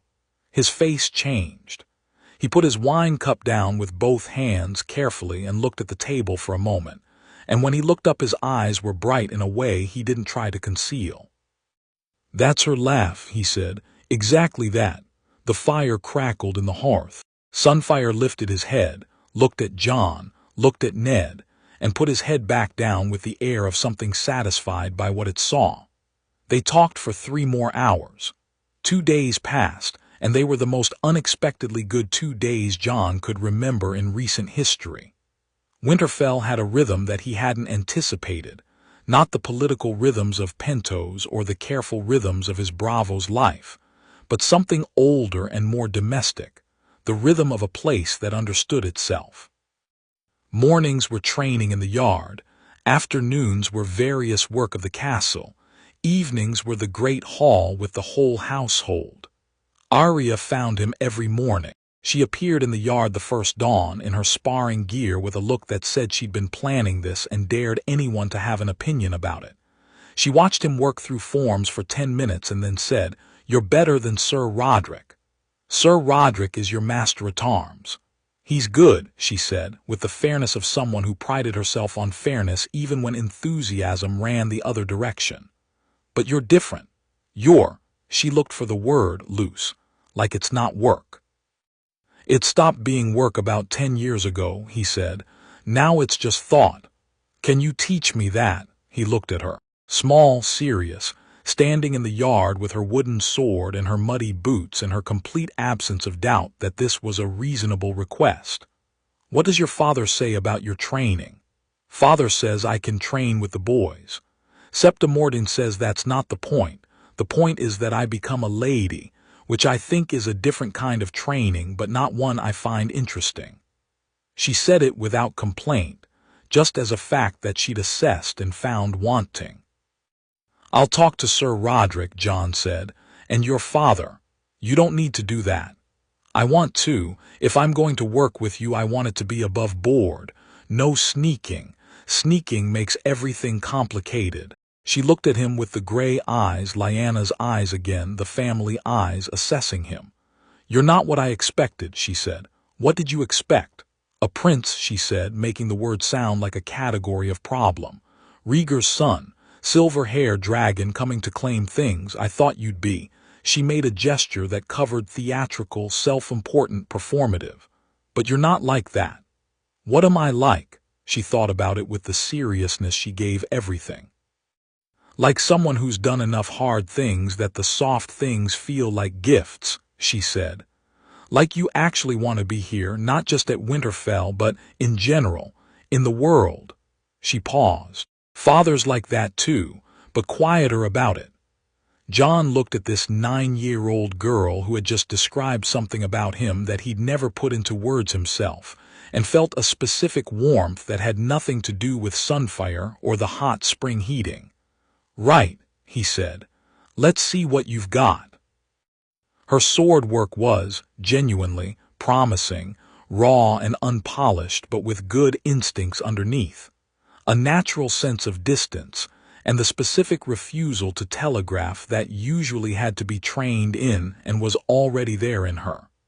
She had her father's footwork, and what Jon suspected was her aunt's aggression. He showed her the feint he'd used on Morrow in the Pentos pit, and she botched it 5 times and got it on the 6th, and the expression on her face on the 6th attempt was the one you could only make when something clicks that you've been working at, the combination of surprise and satisfaction and confirmation.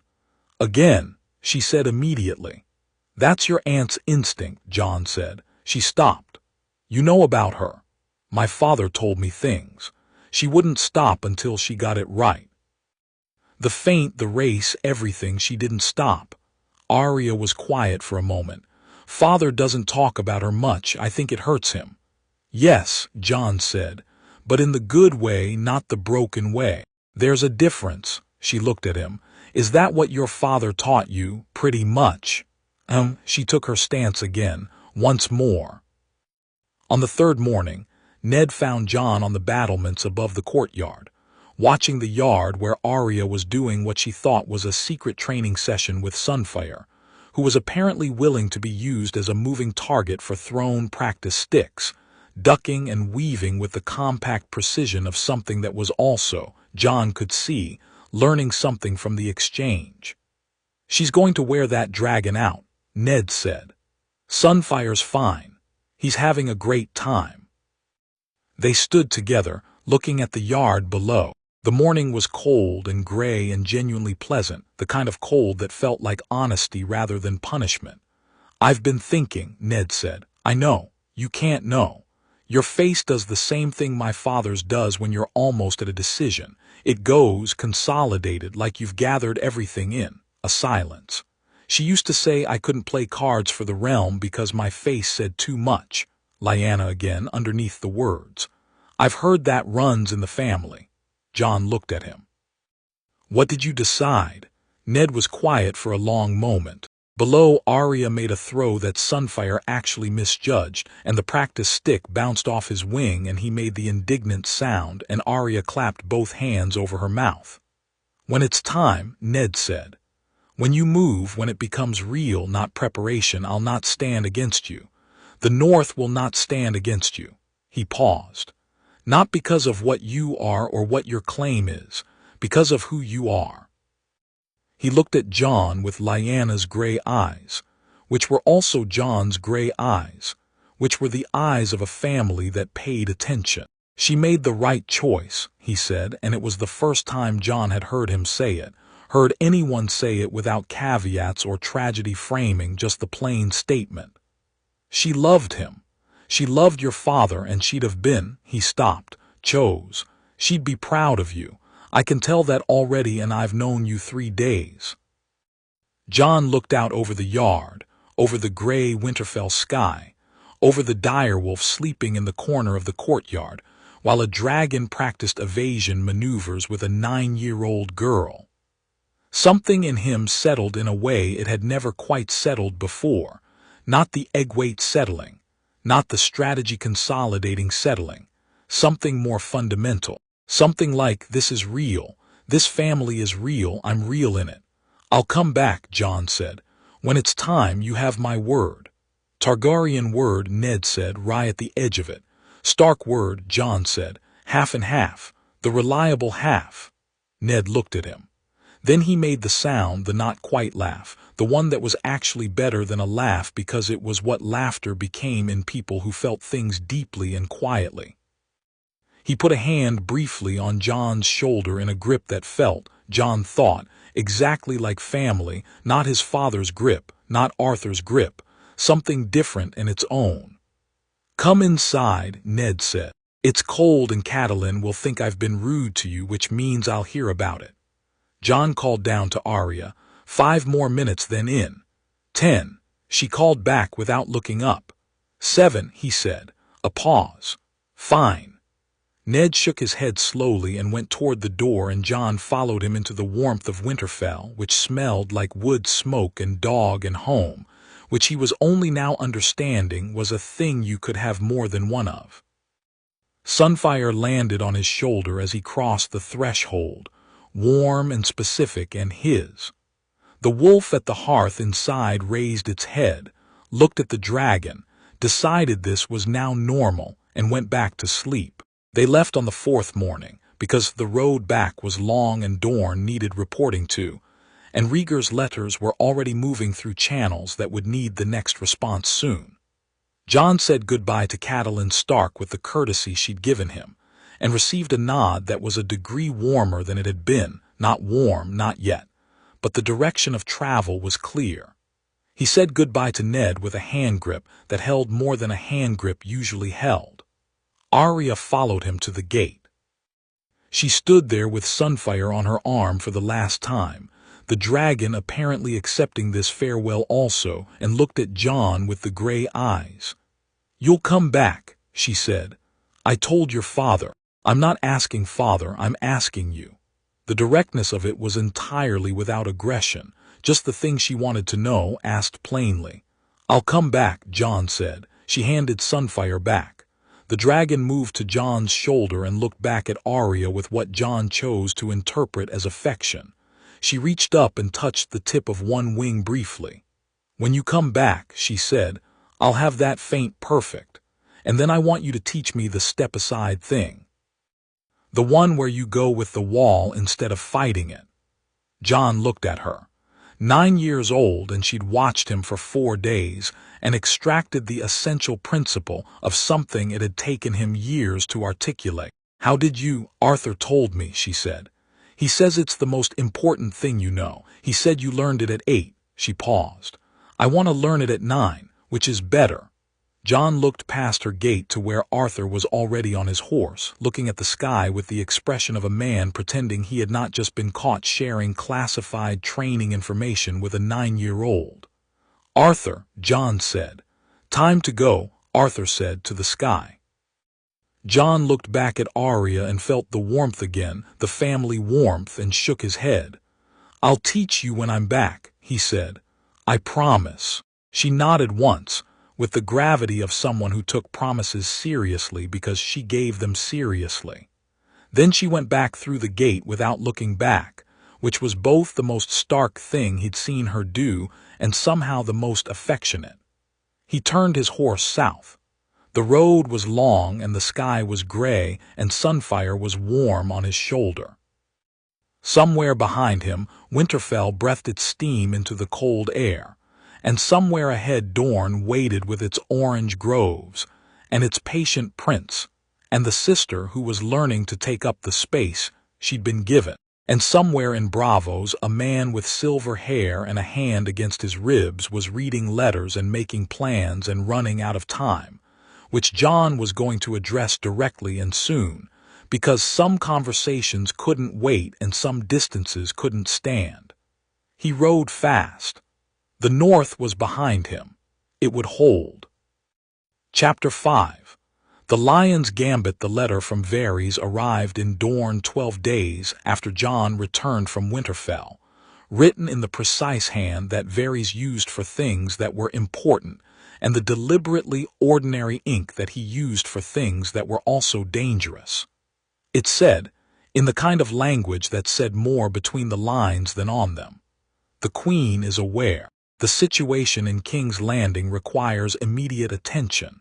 I would suggest haste, but you will do what you will do regardless of my suggestions." Jon read it twice, gave it to Rhaegar, watched his father read it once and set it down with the careful placement of a man controlling his response, and said, "How long has she known?" "Long enough to have already moved," Rhaegar said. "Varys wouldn't write unless the window was closing." Arthur, who was eating an orange in the corner with the patience of a man who had known this was coming, said, "Illyrio." "Almost certainly," Rhaegar agreed. Jon thought about the merchant prince in his enormous palazzo, the man with fingers in everything. He'd always understood Illyrio as someone who sold information the way other men sold spice, to whoever paid best, with no particular loyalty to the buyer. When Jon had disrupted his arrangement with deaneries and viceroys, Illyrio had smiled and adjusted and asked for dinner, which was either the behavior of a man with no ego or a man whose ego was sufficiently enormous that it had looped back around to pragmatism. Jon had never decided which. Either way, he'd apparently eventually found Cersei Lannister's gold more persuasive than Targaryen potential. "What has she told Robert?" Jon asked. "Nothing useful to Robert," Rhaegar said. "Robert is not the concern. Robert is a reaction. Cersei is a plan." He turned from the window. He was thinner than he'd been 2 months ago, the held quality in his posture more consistent now, less intermittent. Jon had stopped pretending he wasn't watching. "She will have sent men. She will have sent the right men, not soldiers, not yet, nothing that leaves an obvious mark. Men who ask questions, men who listen at doors. She'll be building a picture before she builds a response, because Cersei Lannister is precise in ways her husband never understood about her. Then we need to move before the picture is finished, Jon said. Yes, his father said. The room that followed was a thinking room, which was a specific kind of silence, active, directed, the sound of multiple minds working independently on the same problem. Doran Martell, seated in his chair with his bad leg extended and his amber eyes on the middle distance, had the particular stillness of a man for whom thinking was a physical discipline. Daenerys stood at the window with her back to them, which Jon had learned meant she was doing her hardest work. She thought better when she wasn't being looked at, turned her back on the room and sorted through the layers of it. It was Daenerys who spoke first. "We go to King's Landing," she said, without turning. "That was going to be the suggestion," Doran said dryly. "Not to take it, not yet." She turned now, and her expression had the quality it had when she'd arrived at something through the work rather than the instinct, certain in a different way, more structural. "We go to be seen. Jon goes to be seen. The Queen is building a picture. We change what's in the picture before she finishes painting it." She looked at Jon. "You told me once that the most powerful thing is being what no one's prepared for." "My father told me that," Jon said, "about Aegon.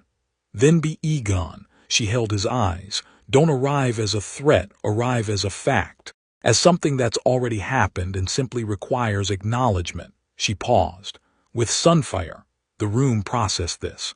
"A dragon over King's Landing," Arthur said in the tone of a man working through the implications, "will do several things simultaneously, some of them useful and some of them, all of them useful," Jon said. Arthur looked at him. "The ones that cause panic. Panic in the right people is useful," Jon said. "Panic in Cersei Lannister means she moves faster than she'd like to, which means she makes decisions under pressure, which means she makes mistakes she wouldn't otherwise make." He looked at his father. "She's dangerous at full patience. We don't give her full patience." Rhaegar looked at his son for a long moment, then at Doran, then at Daenerys, then back at Jon. "How do you want to approach it?" Jon had been thinking since the letter. He'd been thinking on the road back from Winterfell, actually, because Varys' letters always came when you were almost ready and never when you were fully ready, which Jon suspected was intentional. Arriving fully ready meant you'd been waiting, and waiting meant the initiative was theirs. Small party. Fast. "We sail to Blackwater Bay, and we don't hide what we are. We send word to Varys ahead of us. He arranges access. We're in the city before the Queen has confirmation we're coming." He paused. "And I ride Sunfire in over the bay." Silence. "He's big enough?" Doran asked.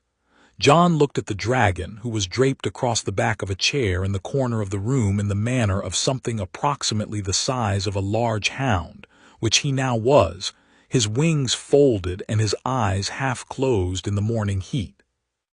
He'd been growing steadily since Dorne, the Dornish sun apparently agreeing with him thoroughly. His wingspan when extended was impressive, his flight endurance was improving daily, and he could now reliably breathe fire, which he had demonstrated 3 times with the focused deliberateness of a student who understood the stakes of the exam.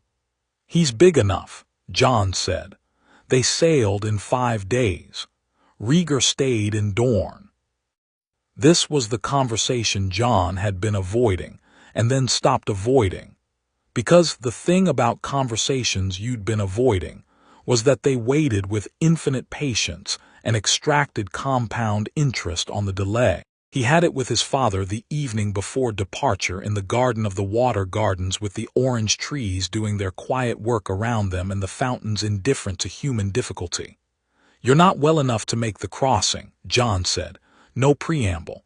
"I know," Rhaegar said. "I want you to have the best Maester in Dorne with you. Doran will arrange it." "He already has." Jon looked at him. "You already arranged it." "I've been arranging things for 2 weeks." I know what I'm capable of, and I know what I'm not. He said it without self-pity and without the performance of being fine. Just the honest account of a man who had been honest with himself for a long time. King's Landing is yours, Jon. It has been from the beginning. I was always just holding the preparation space. Don't do that, Jon said. Do what? Make yourself smaller than you are. You didn't hold a preparation space. You built me. That's not nothing. That's everything. Rhaegar looked at him. Something in the violet eyes shifted that gate again, and this time it stayed open. I know, he said. I know it is. He reached out and gripped the back of Jon's neck, the full grip, the one from the ship cabin. You go to King's Landing and you do what we planned, and you come back to me in Dorne, and then we plan the next part. He held the grip. Do you hear me? I hear you, Jon said. Not as a general instruction, specifically, come back. I'll come back, Jon said. He put his own hand over his father's hand briefly. That's a Stark promise and a Targaryen promise both. The belts and suspenders version. His father laughed, the full laugh, the real one, and held on for another moment before letting go. Sunfire's shadow crossed the Blackwater Bay on a morning of absolute clear sky, the kind of morning that seemed designed for visibility, as if the weather had read the occasion and dressed accordingly. The dragon flew at 200 feet, not high enough to be mistaken for a bird, not low enough to be an immediate alarm, but at the exact altitude that said, I am here. I know you can see me. I intend for you to see me. Jon rode him bareback. The saddle situation was still theoretical, something Arthur had been sketching designs for with the interest of a man who found engineering problems genuinely entertaining, with the ease of someone who had been doing this for 6 weeks and had stopped thinking about the mechanics of it. The city spread below them, the density of 100,000 lives occupying one peninsula, the Sept of Baelor, the Red Keep on its hill, the harbor full of ships that were collectively slowing to stillness as the people on their decks understood what they were looking at. He gave Sunfire his head. The dragon banked left, a long, clean arc over the bay, close enough to the water that the wingbeats stirred the surface, then climbed and turned and came in over the city from the south, low and deliberate and entirely unhurried. Below, Jon could see the movement beginning, people stopping in the streets, pointing, the specific physics of a crowd having a shared experience of something outside their categorical framework. He heard nothing over the wind, but he could see the reaction spreading through the city like a stone dropped in water, rings of response moving outward from the dragon's path. He did not breathe fire over the city. He didn't need to. The presence was the point. Sunfire in the sky over King's Landing said everything that needed saying, that the impossible thing was actual, that the world had shifted on its axis, that the map everyone had been using was now a historical document. He brought Sunfire down on the hill below the Red Keep's gates, in the large square where tournaments had been held and executions had been performed, and where, right now, approximately 300 people had spontaneously gathered to see the thing that had been flying over their city. Jon dismounted in the middle of the square with the casual efficiency of a man getting off a horse, checked that Arthur and Daenerys and the 4 Dornish riders who'd come as escort were arrayed properly, and looked at the crowd. The crowd looked back. Sunfire stood behind him, head high, wings half folded, amber eyes regarding the assembled King's Landing population with the imperial composure of something that had decided it liked this, and had no plans to leave. The silence lasted for a full count of 10. Then a voice from somewhere in the crowd, a child's voice, because children were always the first to say the real thing. It's a dragon, which broke the silence into something else entirely. Varys met them at the gate.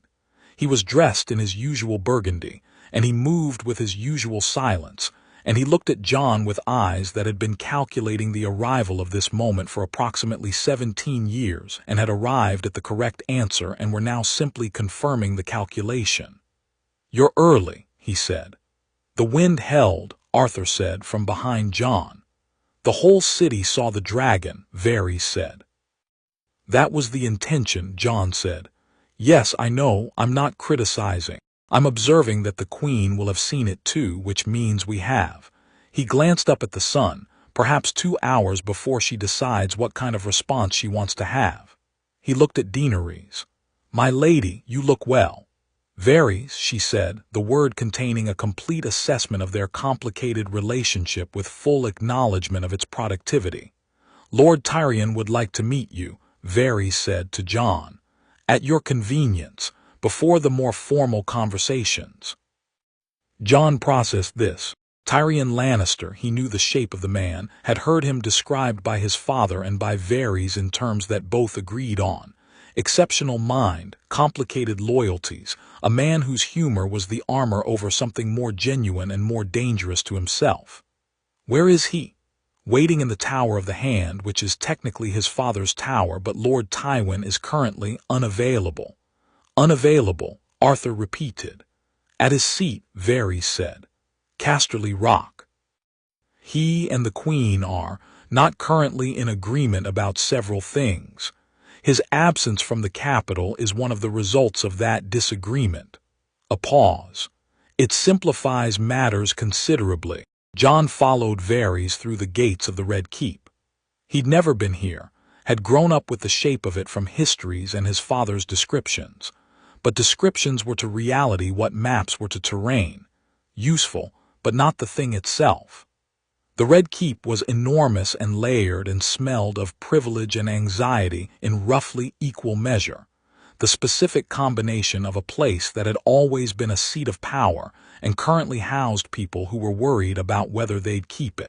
Tyrion Lannister was waiting in the solar of the Tower of the Hand, sitting at a table with an open book, a cup of wine, and the expression of a man who had been trying to look like he'd been reading, and had given up the pretense 30 seconds ago. He was exactly as described, small, mismatched eyes, with a face that was clearly doing something in its own register regardless of what expression he put on top of it. He looked at Jon, at Daenerys behind him, at Arthur, at Sunfyre on Jon's shoulder, and said, "Well, this is the most interesting Tuesday I've had in years." "It's Wednesday," Arthur said. "Is it? The days blur when you're waiting for history to arrive." He set down his wine. "Jon Targaryen, my nephew technically, which is one of the many things about this situation that my family will find intolerable." He said it with the kind of humor that was doing two things at once, making the observation light and also making sure you heard the observation.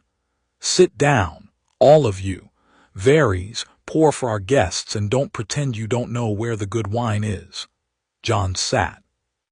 Sunfyre moved from his shoulder to the table and regarded Tyrion with the amber eyes, and Tyrion regarded Sunfyre back with visible, genuine fascination.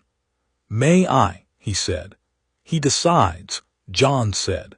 Tyrion extended a hand cautiously. Sunfyre sniffed it and then allowed a touch on the jaw, which Tyrion accepted with the expression of a man ticking off an item from a list he'd never admitted to having.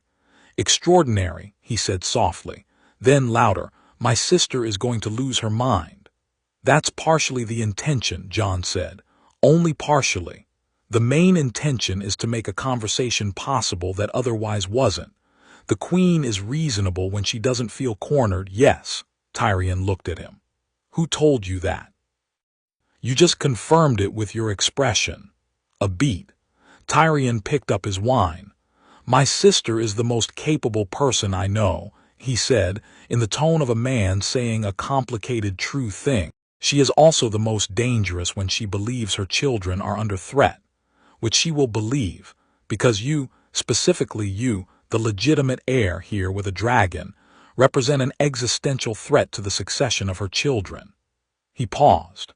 "Which they aren't technically, but that's a conversation we've all been carefully not having for 15 years. The implication of that settled in the room with the weight of something that had been true for a long time and was only now being stated at a table. Jon had known. had read between enough lines, had thought through the genealogy carefully enough. The king had 3 children with black Lannister hair, none of them remotely resembling the golden Baratheon bloodline that ran strong in Robert's brothers. It was the kind of thing that was obvious to anyone who looked and catastrophic to say aloud. "She'll want to meet me," Jon said, "before she decides on a response." "Oh, she'll definitely want to meet you," Tyrion agreed. "She's been wanting to meet you since she found out you exist, which was," he considered, "let's say recently." Illyrio. Illyrio, Tyrion confirmed without inflection. "The man does love to be useful to multiple parties simultaneously." He set his cup down. "I'll arrange the meeting. I want to be present if you'll allow it." "Why?" "Because I understand my sister and I understand what she needs to hear, and I can translate when the conversation runs into the specific vocabulary problems that happen when 2 extremely capable people are also extremely suspicious of each other." He held Jon's eyes. "I'm not loyal to her plan. I'm loyal to the children. The actual children who are genuinely innocent of their parentage and don't deserve to be caught in the machinery of their mother's choices. That's where my line is." Jon looked at him for a moment. "The children will be safe," he said. "Whatever happens with the throne, the children are not the ones who made decisions." Tyrion studied him. "You mean that?" "I mean everything I say. It's efficient." A pause. Then Tyrion Lannister smiled, genuinely, the one that had nothing to do with performance. "Rhaegar's son," he said, "with some additional quality I can't quite source." "His mother was a Stark," Daenerys said from the side of the room. "Ah," Tyrion said. "Yes, that explains it." He stood. "Give me an hour, don't go anywhere. Varys, stay with them. If anyone tries to kill our guests in the next 60 minutes, it would inconvenience me greatly." "I'll do my best," Varys said, in the tone of a man for whom preventing assassinations was a light administrative task. Cersei Lannister came to them. This was the first signal, the one Jon read immediately. She came to the Solar rather than summoning them to the throne room, which meant she'd made the calculation that formal settings worked against her right now, that the informal was more controllable in the specific situation of a young man with a dragon, and nothing to prove meeting a queen who had everything to lose. She was dressed beautifully, as Jon had expected. The performance of composure was always also the performance of beauty for Cersei. They were the same armor differently worn. She was 40, or near it, and still extraordinarily striking, with the lion's mane of golden hair and the green eyes that were doing, right now, about 7 things simultaneously. She looked at Jon and the 7 things focused to 3. He looked back, gave her nothing in his face that she could use, not deference, not aggression, not the discomfort she was probably accustomed to producing in people. Just attention. The same attention he gave a new opponent in the ring, the grammar-finding look, the one that was waiting for the first real sentence. "You look like your father," she said. "I've been told the resemblance is strong," Jon said. "It is." She sat, chose the chair rather than remaining standing, which was another signal, the decision to be in this conversation rather than above it. "He was very beautiful, your father." She said it with the assessment of someone who had categorized Rhaegar years ago and filed him under things that were impressive and dangerous and no longer her problem, but was now revising the file. "He still is," Jon said. "He's in Dorne." A fractional shift in her expression. She'd known he was alive, presumably, but Dorne was new information and she let it land and processed it before she controlled the reaction. "Dorne," she said. "Doran Martell." "Yes." "I see." She looked at Daenerys. "And you?" "My lady," Daenerys said, with a courtesy that was entirely genuine and also entirely without submission, the specific balance of someone who had learned to distinguish between the two. Cersei's eyes came back to Jon. "What do you want?" she said. Direct. Finally, she decided the subtext approach was going to cost more time than it was worth. "The throne," Jon said, equally direct. Robert Baratheon is dying, Jon said, not cruelly, factually. His body is doing what happens to a man who has been systematically destroying it for 15 years. This is not a secret. Half the court knows it, and the other half is deciding whether to know it. When he dies, the question of succession becomes, he paused, chose the word, complicated. The word landed with all its implications. Cersei's face went very still, not the stillness of composure, but the stillness of something that knows it's been seen and is deciding what to do about being seen. Her eyes were hard and bright, and Jon held them without flinching. "My children," she began. "Will be provided for," Jon said. "With respect, with security, with the lives they deserve. I have no quarrel with Joffrey or Miachella or Tommen. They are children. They did not choose their circumstances any more than I chose mine." He leaned forward slightly. "What I'm offering you right now, before this becomes a military conversation, is a negotiated transition. An arrangement where your children are safe, your position is secure, and the realm gets a king it can actually follow." He held her eyes. "You are not stupid, my lady. You know what the realm looks like right now. You know the debts. You know the state of the roads, the discontent in the riverlands, the restlessness in the north." He paused. "You've been managing a disintegrating situation with exceptional skill. I recognize that. But managing it is not the same as fixing it, and you know that too." Silence. Tyrion, in the corner, was doing absolutely nothing with his face. Cersei looked at Jon for a long time. The calculation in her eyes was visible, not messy, clean, the specific fast accounting of a highly intelligent person working through scenarios. "You'd remove my children from the succession," she said. "I'd give them lives," Jon said. "Better ones than what they have now. Your eldest is." He didn't say what everyone knew about Joffrey's temperament. He didn't need to, in a position that no boy his age should be in. The weight of an inheritance that requires more than he's been prepared for. He paused. "I'm not your enemy, Cersei. I'm the answer to a problem you've been trying to solve with your own hands for 15 years because there was no one else." The green eyes. She was looking at him the way she looked at things she didn't know what to do with yet, with the specific fury of someone who couldn't find the flaw in the argument and was angry about that. Tyrion refilled his wine cup with the studied casualness of a man attending a very good piece of theater. "You're very confident," Cersei said. "I try to be accurate," Jon said. "Confidence is what it looks like from outside. And the dragon," she said, almost against her will, "you flew over the city this morning. I wanted to introduce myself properly." Her jaw tightened fractionally. "That was a provocation." "It was a demonstration," Jon said. "There's a distinction. A provocation is designed to make you react badly. A demonstration is designed to make you react accurately, to understand the situation as it actually is, not as you'd prefer it to be." He held her eyes. "I flew over King's Landing because I wanted you to see what you're working with, the full picture. Not because I was threatening you. I haven't threatened you once in this conversation, please notice, but because making decisions with incomplete information is how good people end up in bad situations." Another silence. Longer this time. Sunfire, who had relocated from the table to the windowsill, chose this moment to breathe a small, precise stream of fire at nothing in particular, just a testing breath, a maintenance check, the dragon equivalent of cracking knuckles. The fire was gold and red, and it lit the window for a moment and went out. Cersei watched it.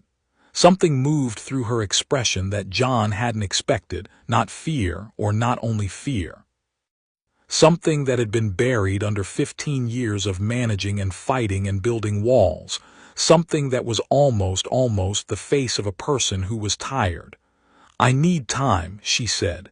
"You have some," Jon said. "Not unlimited, but some." "How much?" He thought about Varys' letter, about the window closing. "A week," he said. "I'll be in the city. I won't make moves in that time. You think, you talk to whoever you need to talk to, you come back to me with what you need for your children to be safe and what you need for yourself to be at peace with this. He stood. I want an agreement, not a conquest. Conquests leave rubble. Agreements leave structures you can build on.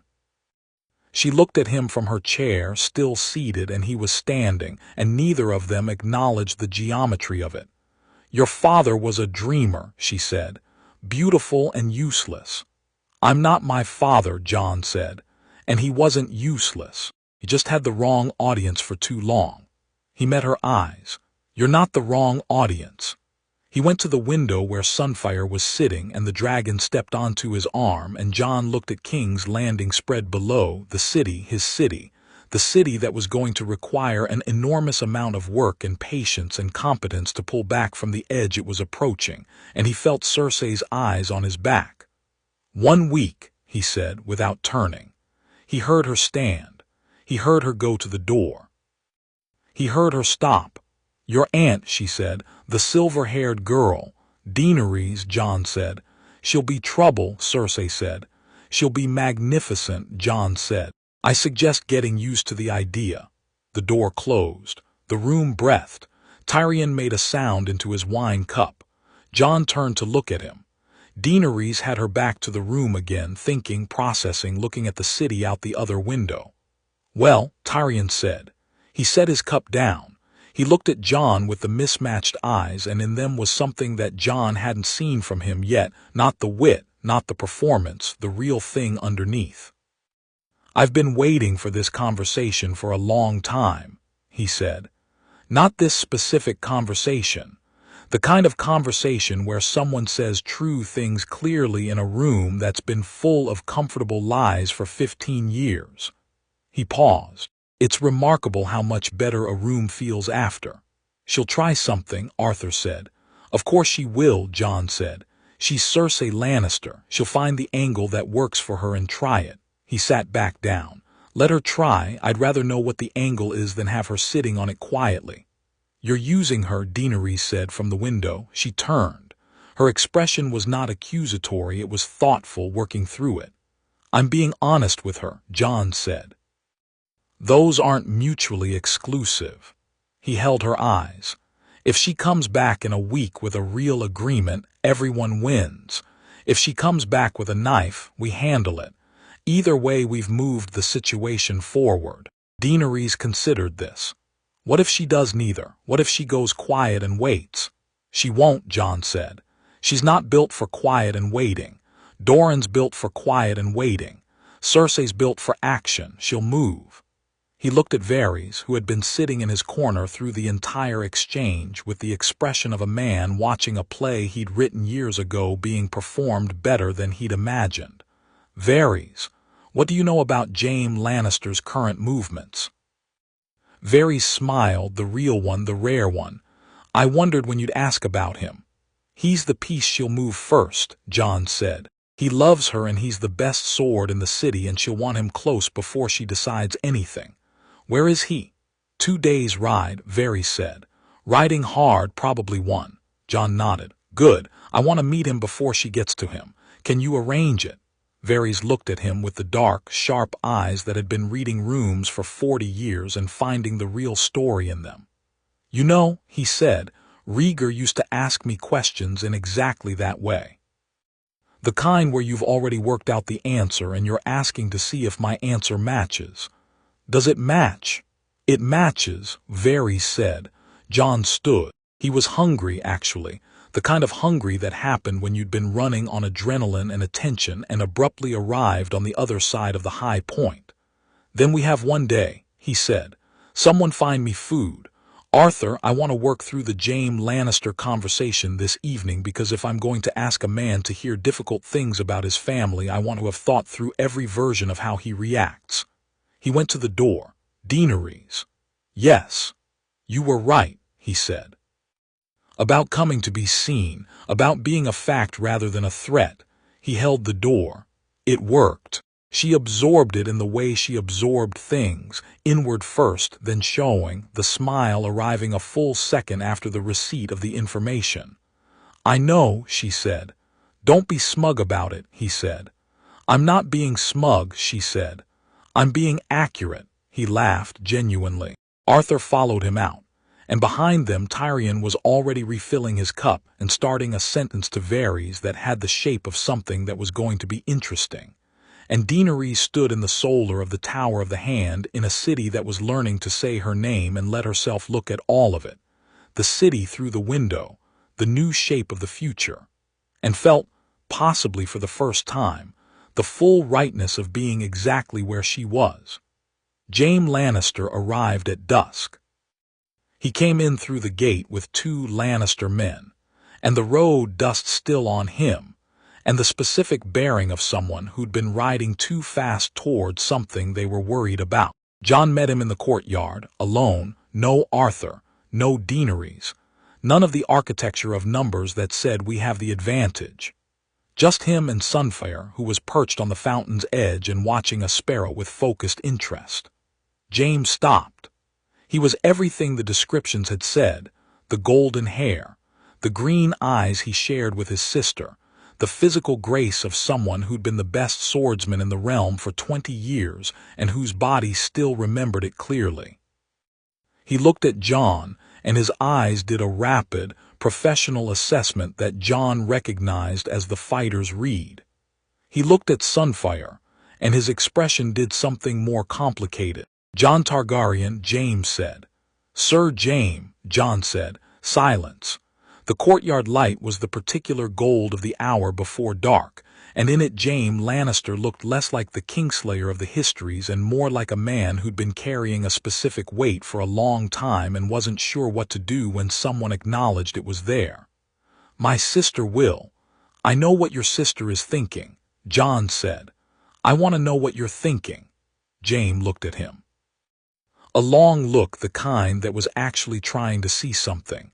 "You're not afraid of me," he said. Observation, not complaint. "No," Jon agreed. "Most people are. I know, I've read about you." He held James' eyes. "I've also read about the throne room, what you did, what it cost you." Jaime went very still.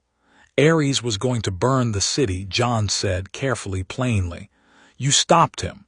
You've been called Kingslayer for it for 15 years by people who didn't know or who knew and preferred the version of you that served their purposes."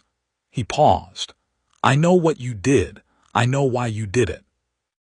And I know that my grandfather was a monster, and that the man who killed him was doing the realm a service, and deserved better than what he got." The still quality in Jaime cracked at the edge. Not collapse, he was too controlled for collapse, but the specific, visible thing that happened to a person when something they'd stopped expecting arrived without warning. "Why are you telling me this?" he said. "Because it's true," Jon said. "And because I need you to know that when I'm talking about what comes next, I'm talking to the man who made a real choice in a throne room, not the legend that got built over him afterward." He took a step forward. "Your sister is going to ask you to do something in the next few days. Something she believes protects her children. I'm asking you to think carefully before you do it, because the thing she'll ask will make the situation worse for everyone, including the children." He held James' eyes. "The children can be safe. I've told her this. I'm telling you." He paused. "I'll tell you something else too. The throne is going to change hands. I'd like it to happen without blood. So would Doran Martell and the North and half the people currently sworn to Robert Baratheon. The question is only whether it happens cleanly or badly, and that question has a lot to do with you." James stood in the courtyard dust and the golden hour light and looked at Jon Targaryen, who was 17 years old and had a dragon on a fountain and was saying true things in the same direct way that apparently ran in the family, and was not afraid of Jaime Lannister and was asking him to think. He laughed, short, surprised, a sound that had some real release in it. "Gods," he said, "your Rhaegar's all right." "Half Stark," Jon said. "The other half. The honest half, apparently."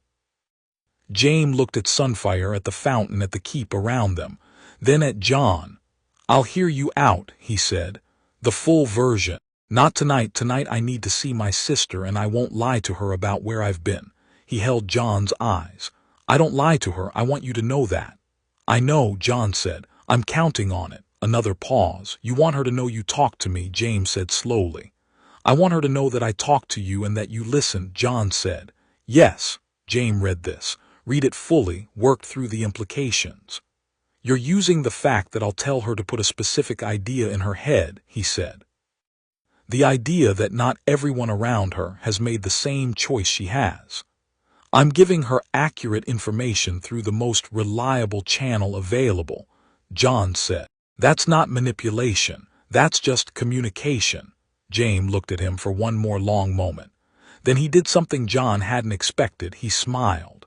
The real smile, not the golden performance smile, but the one underneath, the one that belonged to the person who'd killed a mad king to save a city and then lived in the ashes of that choice for 15 years.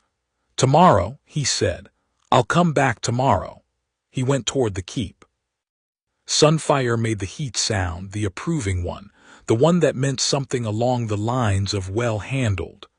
I know, Jon said quietly. The city settled into its evening around him. The sounds of it changing register from day to dark. And somewhere in the keep Cersei Lannister was about to have a conversation with her brother that was going to change the shape of the next week. And somewhere in Dorne Rhaegar was reading letters and holding his side and trusting his son. And somewhere in Winterfell Arya Stark was probably still practicing the feint in the dark, because she was 9 years old and didn't believe in stopping. Jon stood in the courtyard with his dragon and the last of the gold light and thought, we're close. Not there yet, but close. The kind of close that required everything you had. He was ready. Chapter 6. Fire and blood remembered the week passed the way weeks passed when they contained multitudes, simultaneously too fast and granular enough that each day felt like its own complete thing. Jon spent it working, which was the only response he knew to a situation that required waiting. He met with the lords who sent quiet word through Varys that they wanted conversation, Mace Tyrell's representative. 2 river lords who happened to be in the city on matters that suddenly seemed less pressing than meeting a silver-haired young man with a dragon. He walked the streets of King's Landing with Arthur and without ceremony, which turned out to be the most effective political act of the week. A man who walked his own city like he belonged in it, stopping to talk, stopping to listen, the dragon on his shoulder causing the kind of commotion that resolved, each time, into curiosity rather than fear. Sunfire was extraordinary at this, which Jon hadn't anticipated.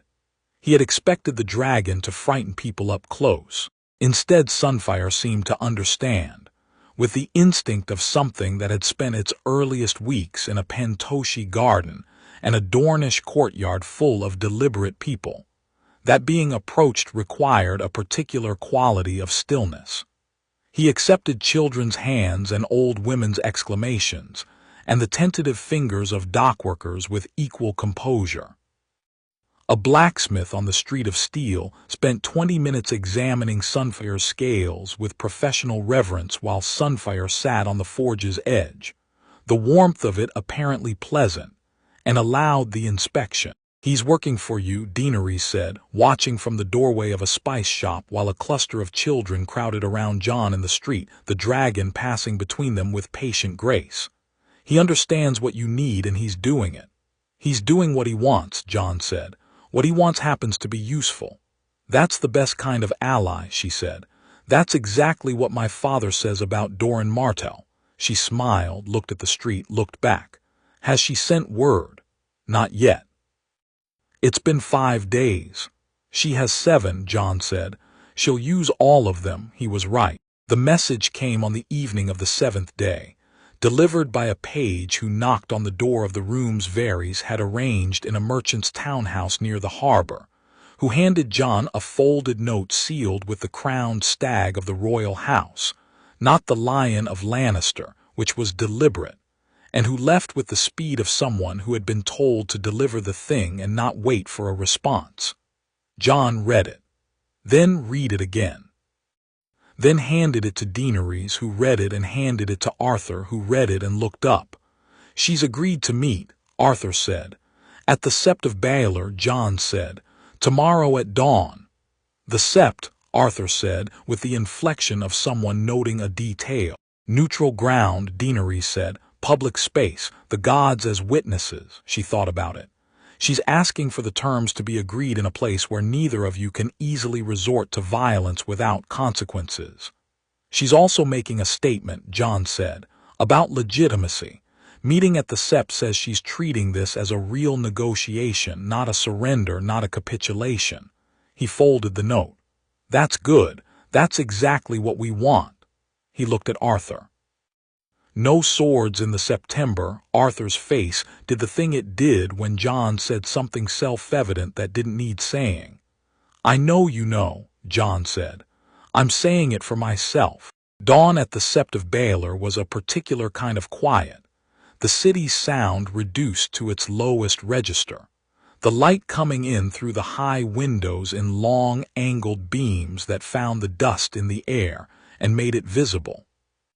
The 7 crystal statues of the faith stood in their alcoves, serene and enormous, and under them the marble floor reflected the early light back upward, so the whole interior existed in a doubled brightness that had nothing to do with the sun and everything to do with stone that had been polished for a century.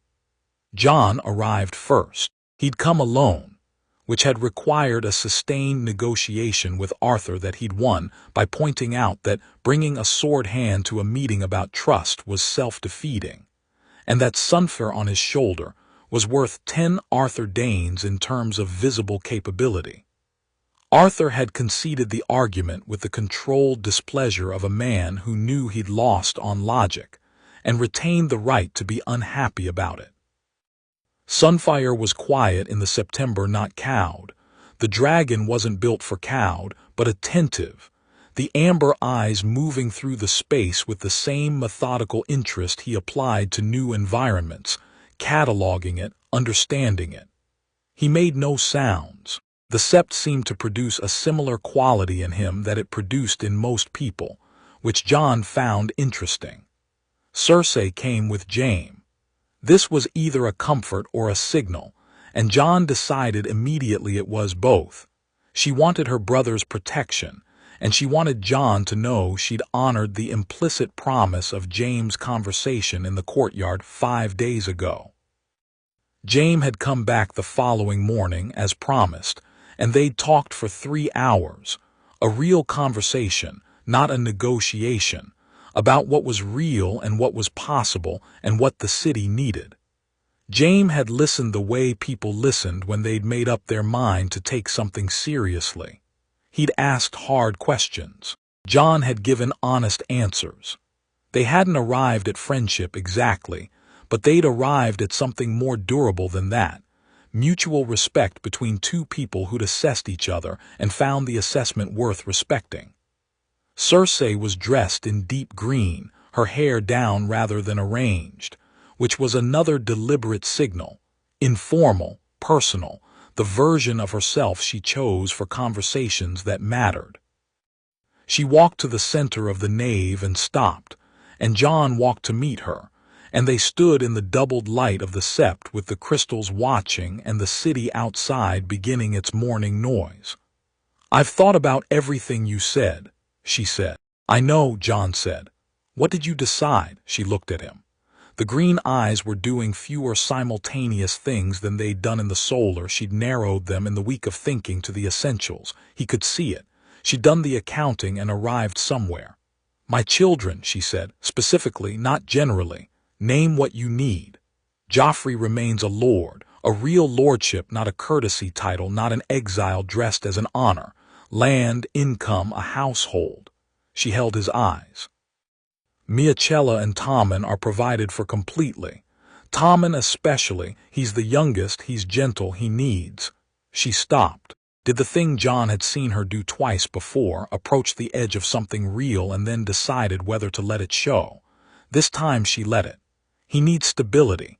He's not built for what his life has been, and it will not improve him to put him in further instability. Tommen will have everything he needs, Jon said. I mean that. He is welcome at court if he chooses it. He will be treated as a boy who deserves a good life, which is what he is. A silence. She absorbed it, looked for the catch, found none. Robert will need to be told, she said. He won't take it quietly.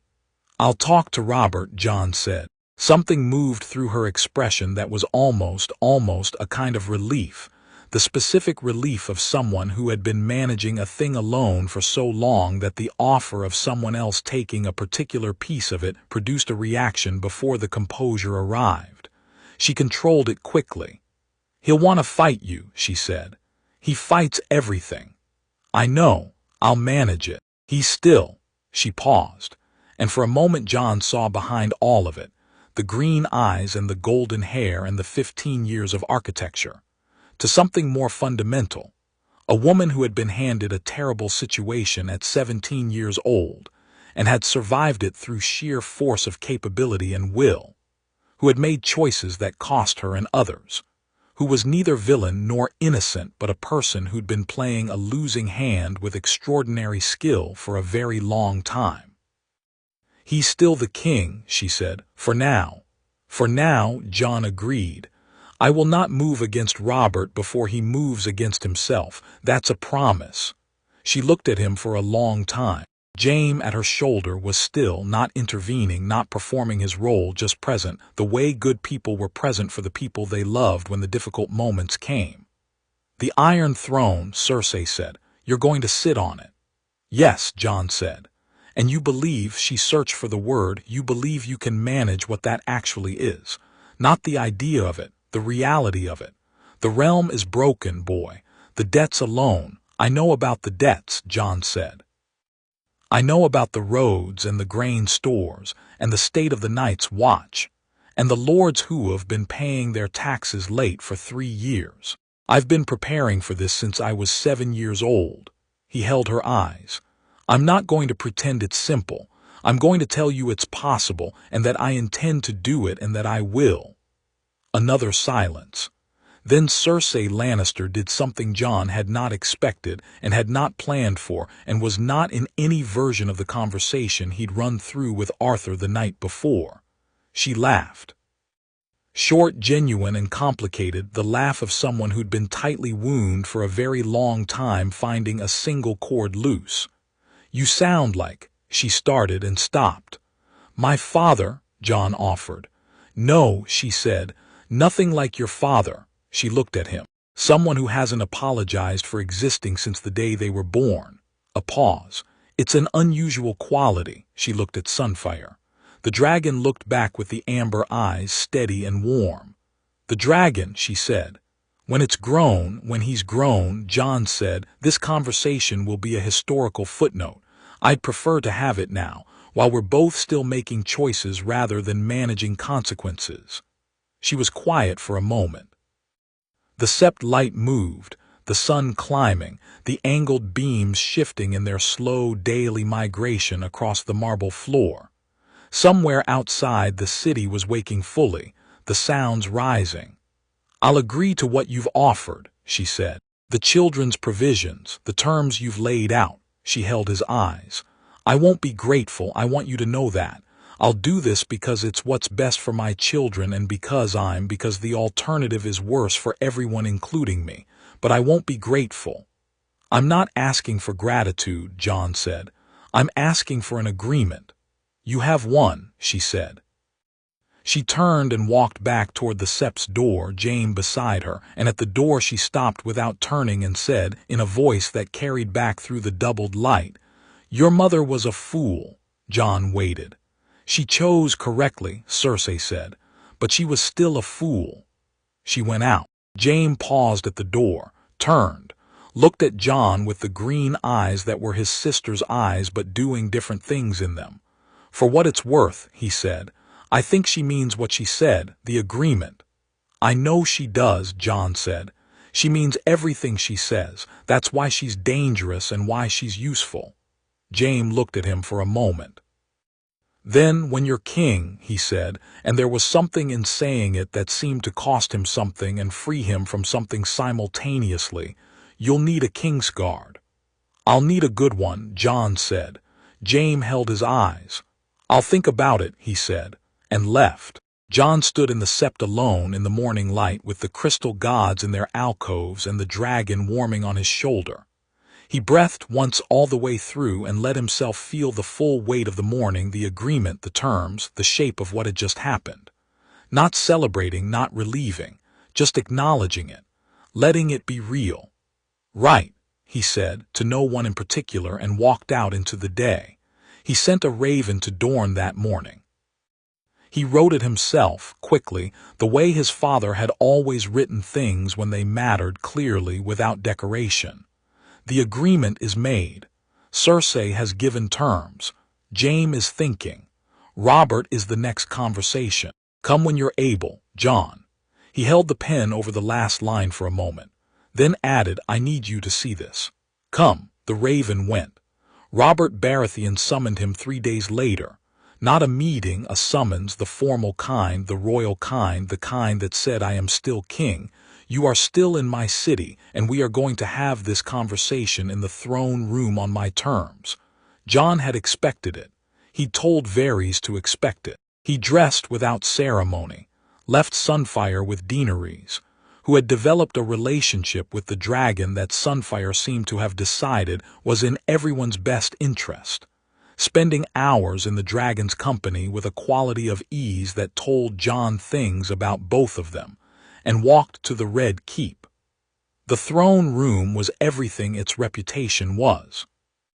The Iron Throne sat at the end of it like an argument made in metal, built from the swords of defeated enemies, jagged and asymmetric and deliberately uncomfortable, as though the man who designed it had understood that the act of sitting on it should never be easy. Jon looked at it when he entered and thought, "I will not be afraid of a chair."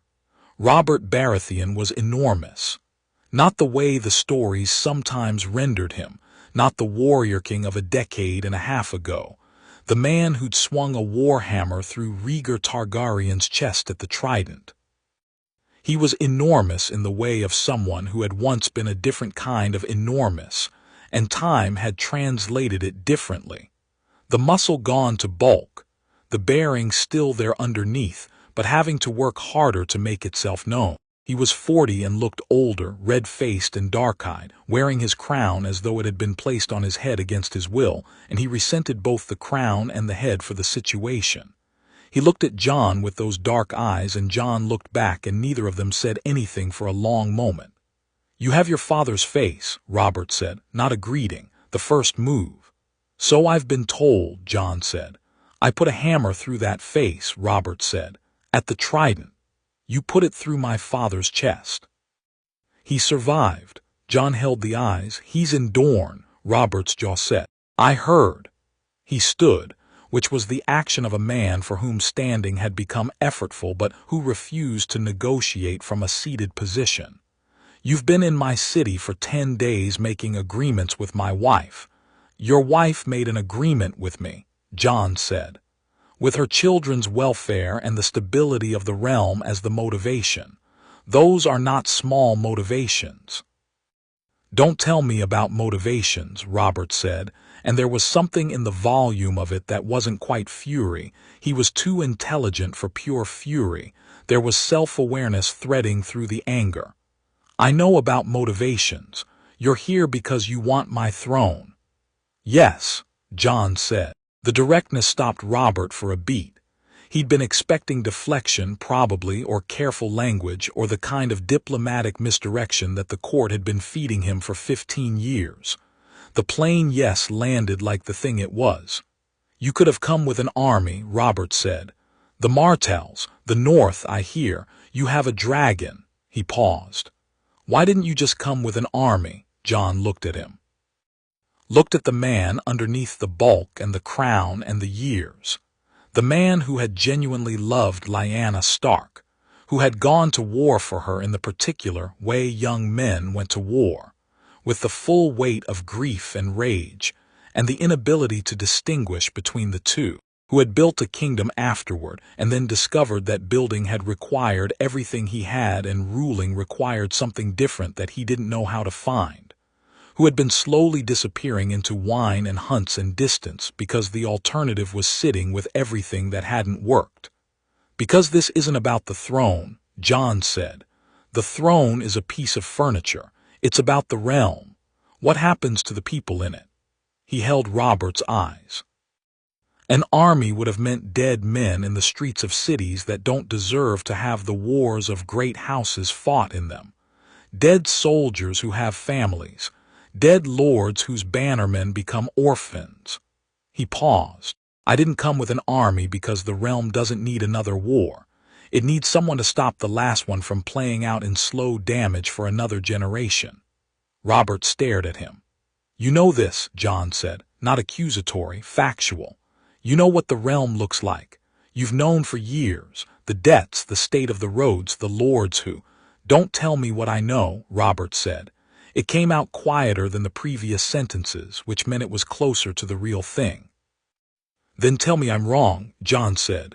Tell me the realm is well governed, and the people are well served, and the crown's decisions in the last 15 years have made Westeros better for the people who live in it.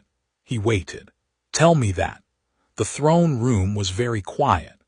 The guards at the door were doing the studied blankness of professional people who understood that the thing happening in front of them was above their pay grade and their best contribution was invisibility. Robert said nothing. I'm not your enemy, Jon said. I know that seems like a strange thing to say to the man whose father you tried to kill. But it's true. You and I are not enemies. We're two people who both love the same country and want it to be better than it currently is, and only one of us is positioned to do something about that. He paused. Step back from the throne, let the realm heal. Live the life you actually want, which is not this, and we both know it's not this. Robert looked at him for a very long time. You're 17 years old, Robert said. Yes, Jon said. And you're standing in my throne room telling me to step down. Yes, Jon said. Without an army, Robert said. Without an army, Jon confirmed. Just a dragon, just a dragon. Robert sat back down. The movement of it was tired, not defeated, not broken. Just a man sitting down under the weight of a decision arriving after a very long time. He put his elbows on his knees and looked at the floor. And Jon waited. And Sunfire. Jon had not, in fact, left Sunfire with Daenerys, lifted his head from where he'd been lying along the back of Jon's shoulders like a warm living scarf, and regarded the king of the 7 kingdoms with the amber eyes. Robert looked at the dragon. The dragon looked back. He's a good size, Robert said, not about anything, just saying the thing that was in front of him. He'll be bigger, Jon said.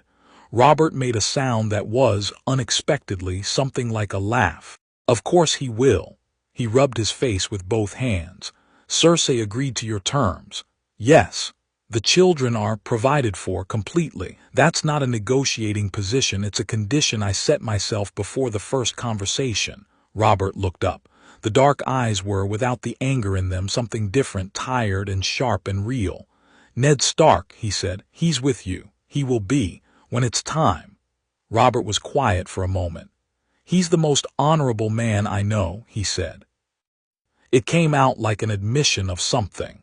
The kind of thing you said when the person being described was being used as a character reference, and you knew it. If Ned Stark thinks this is right, he stopped. Ask him, Jon said. Send a raven to Winterfell. Ask Ned Stark what he thinks you should do. I'll wait. Robert looked at him steadily. I don't need to ask him, he said. And the way he said it said, I already know what he'd say. And the way he said that said, I've known for a while. And under all of it was a man who was, finally, allowing himself to put down something very heavy. He stood again. He was still enormous, still the physical fact of a man who had once been the most dangerous warrior in the realm. And he looked at Jon Targaryen, the silver hair, the gray eyes, the absolute stillness, the dragon warm and watchful on his shoulders, and something settled in his face that Jon hadn't seen there yet. Something like recognition. Not of Jon specifically, but of the moment.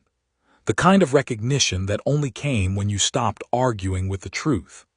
I have conditions, Robert said. Name them, Jon said. They talked for 2 hours. Robert's conditions were, it turned out, less complicated than his reputation had suggested they might be. He wanted his brothers provided for, Stannis and Renly, who had their own complicated relationships with the throne and with each other. He wanted his bastards acknowledged, which Jon had not anticipated, and which moved him in a way he didn't show, the genuine care of a father for children born outside the lines that society drew, which was a thing Jon understood from the inside more than most. He wanted to leave King's Landing. He wanted to go somewhere he could hunt and drink and be a man rather than a king. Jon agreed to everything. The bastards were a particular point of emphasis.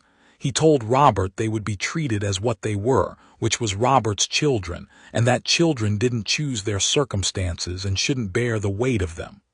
Robert looked at him when he said it with the expression of a man hearing an echo of something, and Jon thought, he knows. He knows some version of what I am. He's worked it out. Neither of them said it. Some things were better left as understood rather than spoken. When it was done, Robert extended his hand. Jon shook it. The grip was still formidable. The man's hand was a historical document, the hand of someone who'd spent his life putting force through it, and Jon met it without flinching. "You'd better be as good as you think you are," Robert said. "I'm better," Jon said, "but I'm also learning, which is the more important part." Robert looked at him one last time. "She would have liked you," he said, and he meant Lyanna, and he said it without bitterness, which was extraordinary actually, coming from the man who had built his rebellion on that grief, to say it now without bitterness and mean it. She always liked people who said the thing. Jon held the hand grip for a moment. "I know," he said. "She was like that herself." Robert let go, turned away, walked toward the side door. At it he stopped, not turning fully his broad back to the room. "One thing," he said. "Yes. Don't let them turn it into poetry," Robert said. "The histories, don't let them make it a song. She hated being made into a song." He went through the door. Jon stood in the throne room alone with the iron throne at the end of it and the morning light and the dragon on his shoulders. He looked at the throne. It was, up close, genuinely uncomfortable looking, ugly, really, in the specific way of things that had been made to make a point rather than to be beautiful. He thought about what it would mean to sit in it. Not the ceremony of it, not the power of it, what it would actually mean, the daily weight of it, the unending specific work of being the person who was responsible for the realm. He thought about his father saying, "The dragon is not the power. Understanding the dragon is the power." He thought about a gray-eyed woman who laughed too loud for a lady. He thought about a 9-year-old girl practicing a feint in the dark because she didn't believe in stopping. He walked out. Rhaegar arrived 4 days later. He came by ship, not dramatically, not with ceremony. A single vessel into the harbor at dawn with a small party, Doran Martell's Meister among them, and 2 Dornish riders, and a Ser Arthur Dayne who had apparently decided her place was wherever Arthur's place was. Jon was at the harbor when the ship docked. He'd been there since before the sun came up, which he wouldn't admit to Arthur and which Arthur knew anyway and had the grace not to mention. His father came down the gangplank and Jon saw, in the gray morning light, the full account of the time since Dorne, thinner, moving with more care, the held quality constant now rather than intermittent, but the eyes still sharp and violet and completely present, taking in the harbor and the city and the dragon perched on the dockside bollard, and then finding Jon and staying. Jon crossed the dock. They did not say anything for a moment. His father put both hands on Jon's face, not the back of the neck, both hands, the full gesture, studying him the way he'd studied him in courtyard mornings in Braavos a decade ago and in all the courtyards since. "You did it," Rhaegar said. "We did it," Jon said. "Tell me." So Jon told him. Standing on the dock in the Grey King's Landing morning, he told his father about Cersei and the Sept and the terms and Robert and the throne room and what Robert had said about Lyanna at the end. Rhaegar listened with his whole face, the full attention. And when Jon told him the last part, she would have liked you, something moved across his father's face that wasn't grief exactly and wasn't joy exactly, but was the specific thing that happened at the intersection of both when the intersection was very old. "He's not wrong," Rhaegar said. "I know." His father looked at the city, the walls of King's Landing, the red keep on its hill, the Sept Tower, all of it rising from the harbor's edge in the morning light. He looked at it for a long moment, this city that had burned for him once, that had been held against him for 15 years, that was now, quietly and without warfare, rearranging itself around the fact of his son. "How does it feel?" Rhaegar asked. "Being here?" Jon looked at the city too. "Like something I've been moving toward my whole life," he said, "but different than I expected. Less about arriving, more about beginning." "Yes," his father said, "that's right. The throne is the beginning, not the achievement. Anyone who tells you different has confused the map for the territory." He looked at Jon. "You're ready for it." "I know," Jon said, and it wasn't arrogance. His father had spent 17 years teaching him the difference between arrogance and self-knowledge, and he knew which this was. I'll need help, good help." "You have it," Rhaegar said, "more than you know currently." "Doran," Jon said. "Arthur. Varies probably, as long as we understand him clearly. Tyrion, I think he's more capable than he's been allowed to be." He paused. "Daenerys." His father looked at him. The look was specific and careful and entirely without judgment.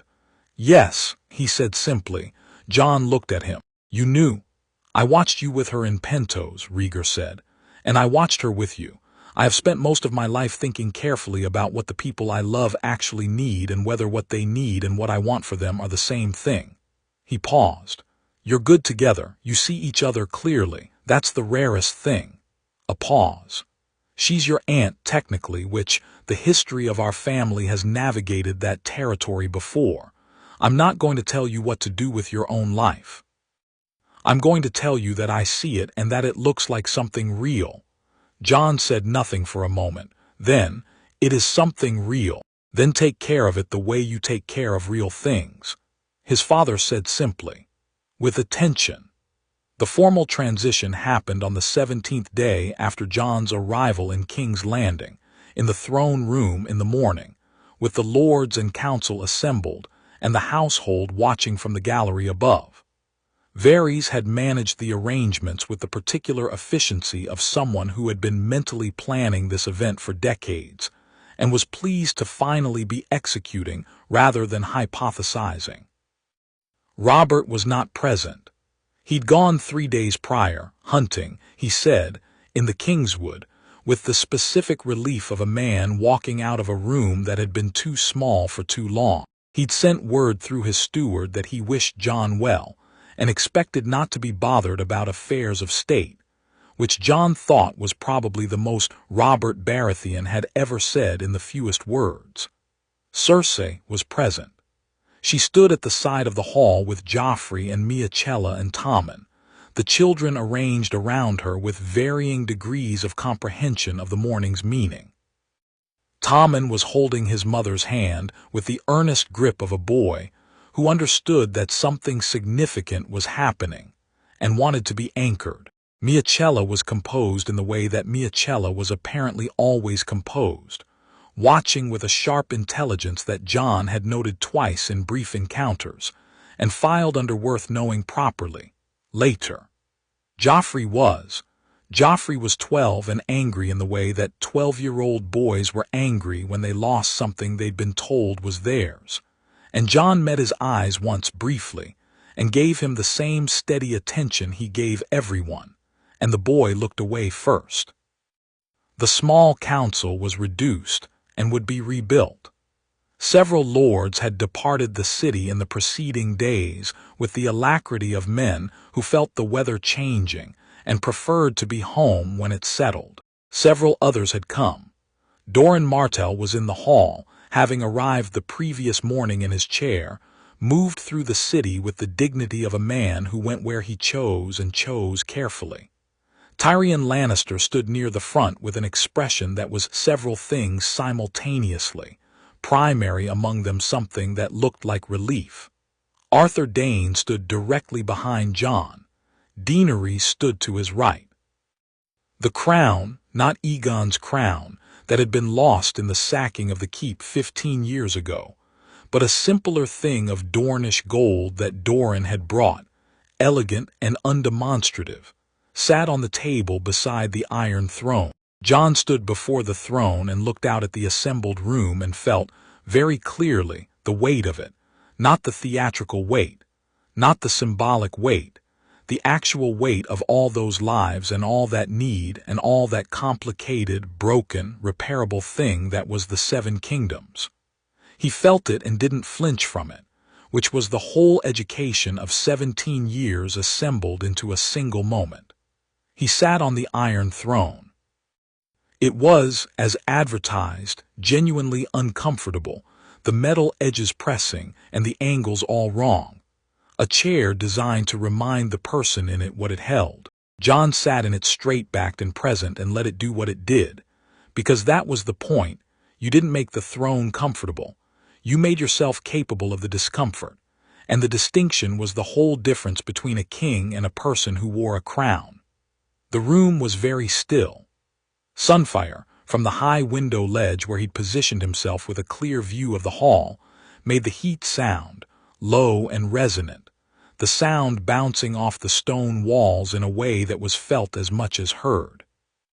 Jon looked at the hall, at the lords and their faces, at Cersei's controlled expression, at Tyrion's complicated one, at Doran's amber eyes that had been patient for so long and were now, finally, something that was not quite patience and was better. He looked at Daenerys, at his right hand, who met his eyes with the purple gaze that had been watchful since the day he'd found her in a Pentoshi garden, and was still watchful now, but with something different underneath the watchfulness, certainty, growing daily, the specific certainty of someone who had found the place where their capabilities met the world's actual needs. He looked at Arthur, who had given him 17 years in Dawn's Edge and the hard truth that the most important thing he knew was not to fight the wall that was already there. He picked up the crown. He didn't ask anyone to place it on his head. He put it on himself, which no one had suggested and which was somehow exactly right, not a coronation in the receiving sense, an assumption in the active sense, the choosing of a burden because you had decided it was yours and not because anyone had handed it over. He looked at the hall. The realm is broken in specific ways, he said. No preamble, no ritual language, just the fact. The debts are real. The roads in 3 regions are a disgrace. The Night's Watch is undermanned and has been for a decade, which is a problem that people who have never been north of the Neck don't take seriously enough and will. He held the room. We're going to fix it, not because it's glorious or because it makes good songs, because it needs doing and we have the capacity to do it. A pause. I expect disagreement. Good disagreement, not positioning, not faction building, actual disagreement based on actual information. I intend to be wrong about things regularly and to be told so clearly. If you're not willing to do that, you're not useful to me. He looked at the council. If you're willing to do that, you're invaluable. He paused. Let the room breathe. There's one more thing, he said. His voice had changed register, not louder, deeper, the frequency that cut through rooms. Winter is coming. Not the saying, not the stark words as poetry. The Night's Watch has sent reports for 3 years that have been filed in this keep and not acted on, and I have read every one of them, and what they describe is not a metaphor. He held the hall's attention. The wall holds for now. It will not hold without attention, without resources, without the realm behind it. That is the first priority, not the throne, not the debts, not the political architecture. All of those matter and will receive their proper attention, but the wall is the first priority because everything else becomes irrelevant if what's beyond it comes through. He looked at Doran, at Tyrion, at the assembled lords. I need you to understand that this is real. I need you to understand it before I ask you to act on it, because Asking people to sacrifice for things they don't believe in only works once, and then it doesn't work at all. A beat. So I'm telling you, believe it. The hall was completely quiet. Sunfire breathed fire from the window ledge. Not a massive exhalation, not the theatrical kind, but a long, steady, controlled stream of gold and red that lit the high windows and threw the throne room into warm light and went out. The smell of it, clean and metallic and hot, moved through the space. The hall believed it. Jon sat on the iron throne in the warm aftermath of dragon fire and the particular silence of a room that had just decided something. And he felt the crown on his head, its specific weight, honest and real, and he thought about a courtyard in Braavos, and the first time he'd held fire in his hands and understood, even then, that fire didn't just sit there. He thought about his father, who was in a room in the Red Keep with Doran's Meister and Ashara Dayne, and a window facing the harbor resting, because he'd arrived and seen this and been here for it, and that was what Jon had asked for, and what had been given. He thought about gray eyes and too loud laughing, and the north that knew its own. He thought about a 9-year-old girl in a courtyard practicing a feint because she didn't believe in stopping. He thought about Daenerys at his right hand, who had 3 stone eggs in a chest in the Red Keep, and a question Jon had told her to trust. They're waiting for something. He thought about Arthur Dayne behind him, who had taught him that the most important thing he knew was to stop fighting the wall that was already there. He thought about all of it, all the mornings and lessons and harbors and crossings, all the courtyard lessons and the ship conversations and the dragon hatching on a dark Dornish beach and the sept at dawn and Robert's handshake and Cersei's laugh that was grief-shaped and real. He thought, this is not the end of anything.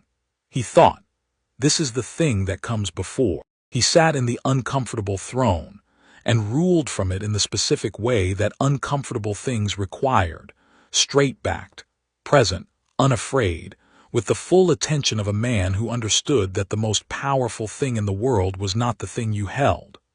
It was understanding the thing you held.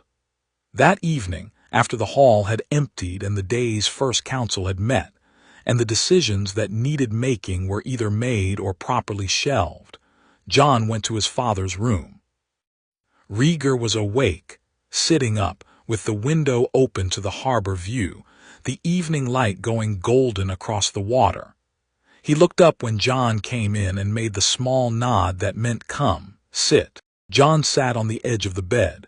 They were quiet for a while. Outside, the Window King's landing made its evening noise, the city settling into its nighttime register, the harbor sounds changing, somewhere bells. How does it feel? His father asked.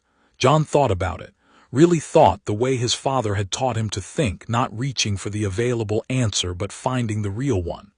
Like standing in a river, he said finally. Not being pushed by it, standing in it. Feeling the whole thing moving around you and through you and staying on your feet anyway. He paused. Is that right? That's right, Rhaegar said. Exactly that. Does it get easier? You get better, his father said. The river doesn't get easier, you get better. He looked at Jon with the violet eyes in the evening light, and they were the eyes of a man who had done hard things and loved well and paid full price for everything and would not have traded the price because the price was also the life. I'm very proud of you, he said. He stopped. I don't say it enough. I've always believed you knew it. I knew it, Jon said. I still want to hear it.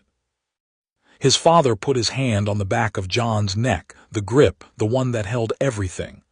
I'm proud of you, he said again. Completely, specifically, you. Jon put his hand over his father's hand and held on. Outside, Sunfire crossed the harbor. Jon could see him from the window, the gold of him catching the last of the evening light, circling once over the city in the slow, deliberate way that meant pleasure rather than purpose. The dragon flying for the sake of flying. The city below watched him, the 1,000 faces of kings landing tilting upward with the specific expression of people looking at something they were still learning the grammar of but had decided to trust. The last of the day slid into evening. The fire didn't sit still. It never had.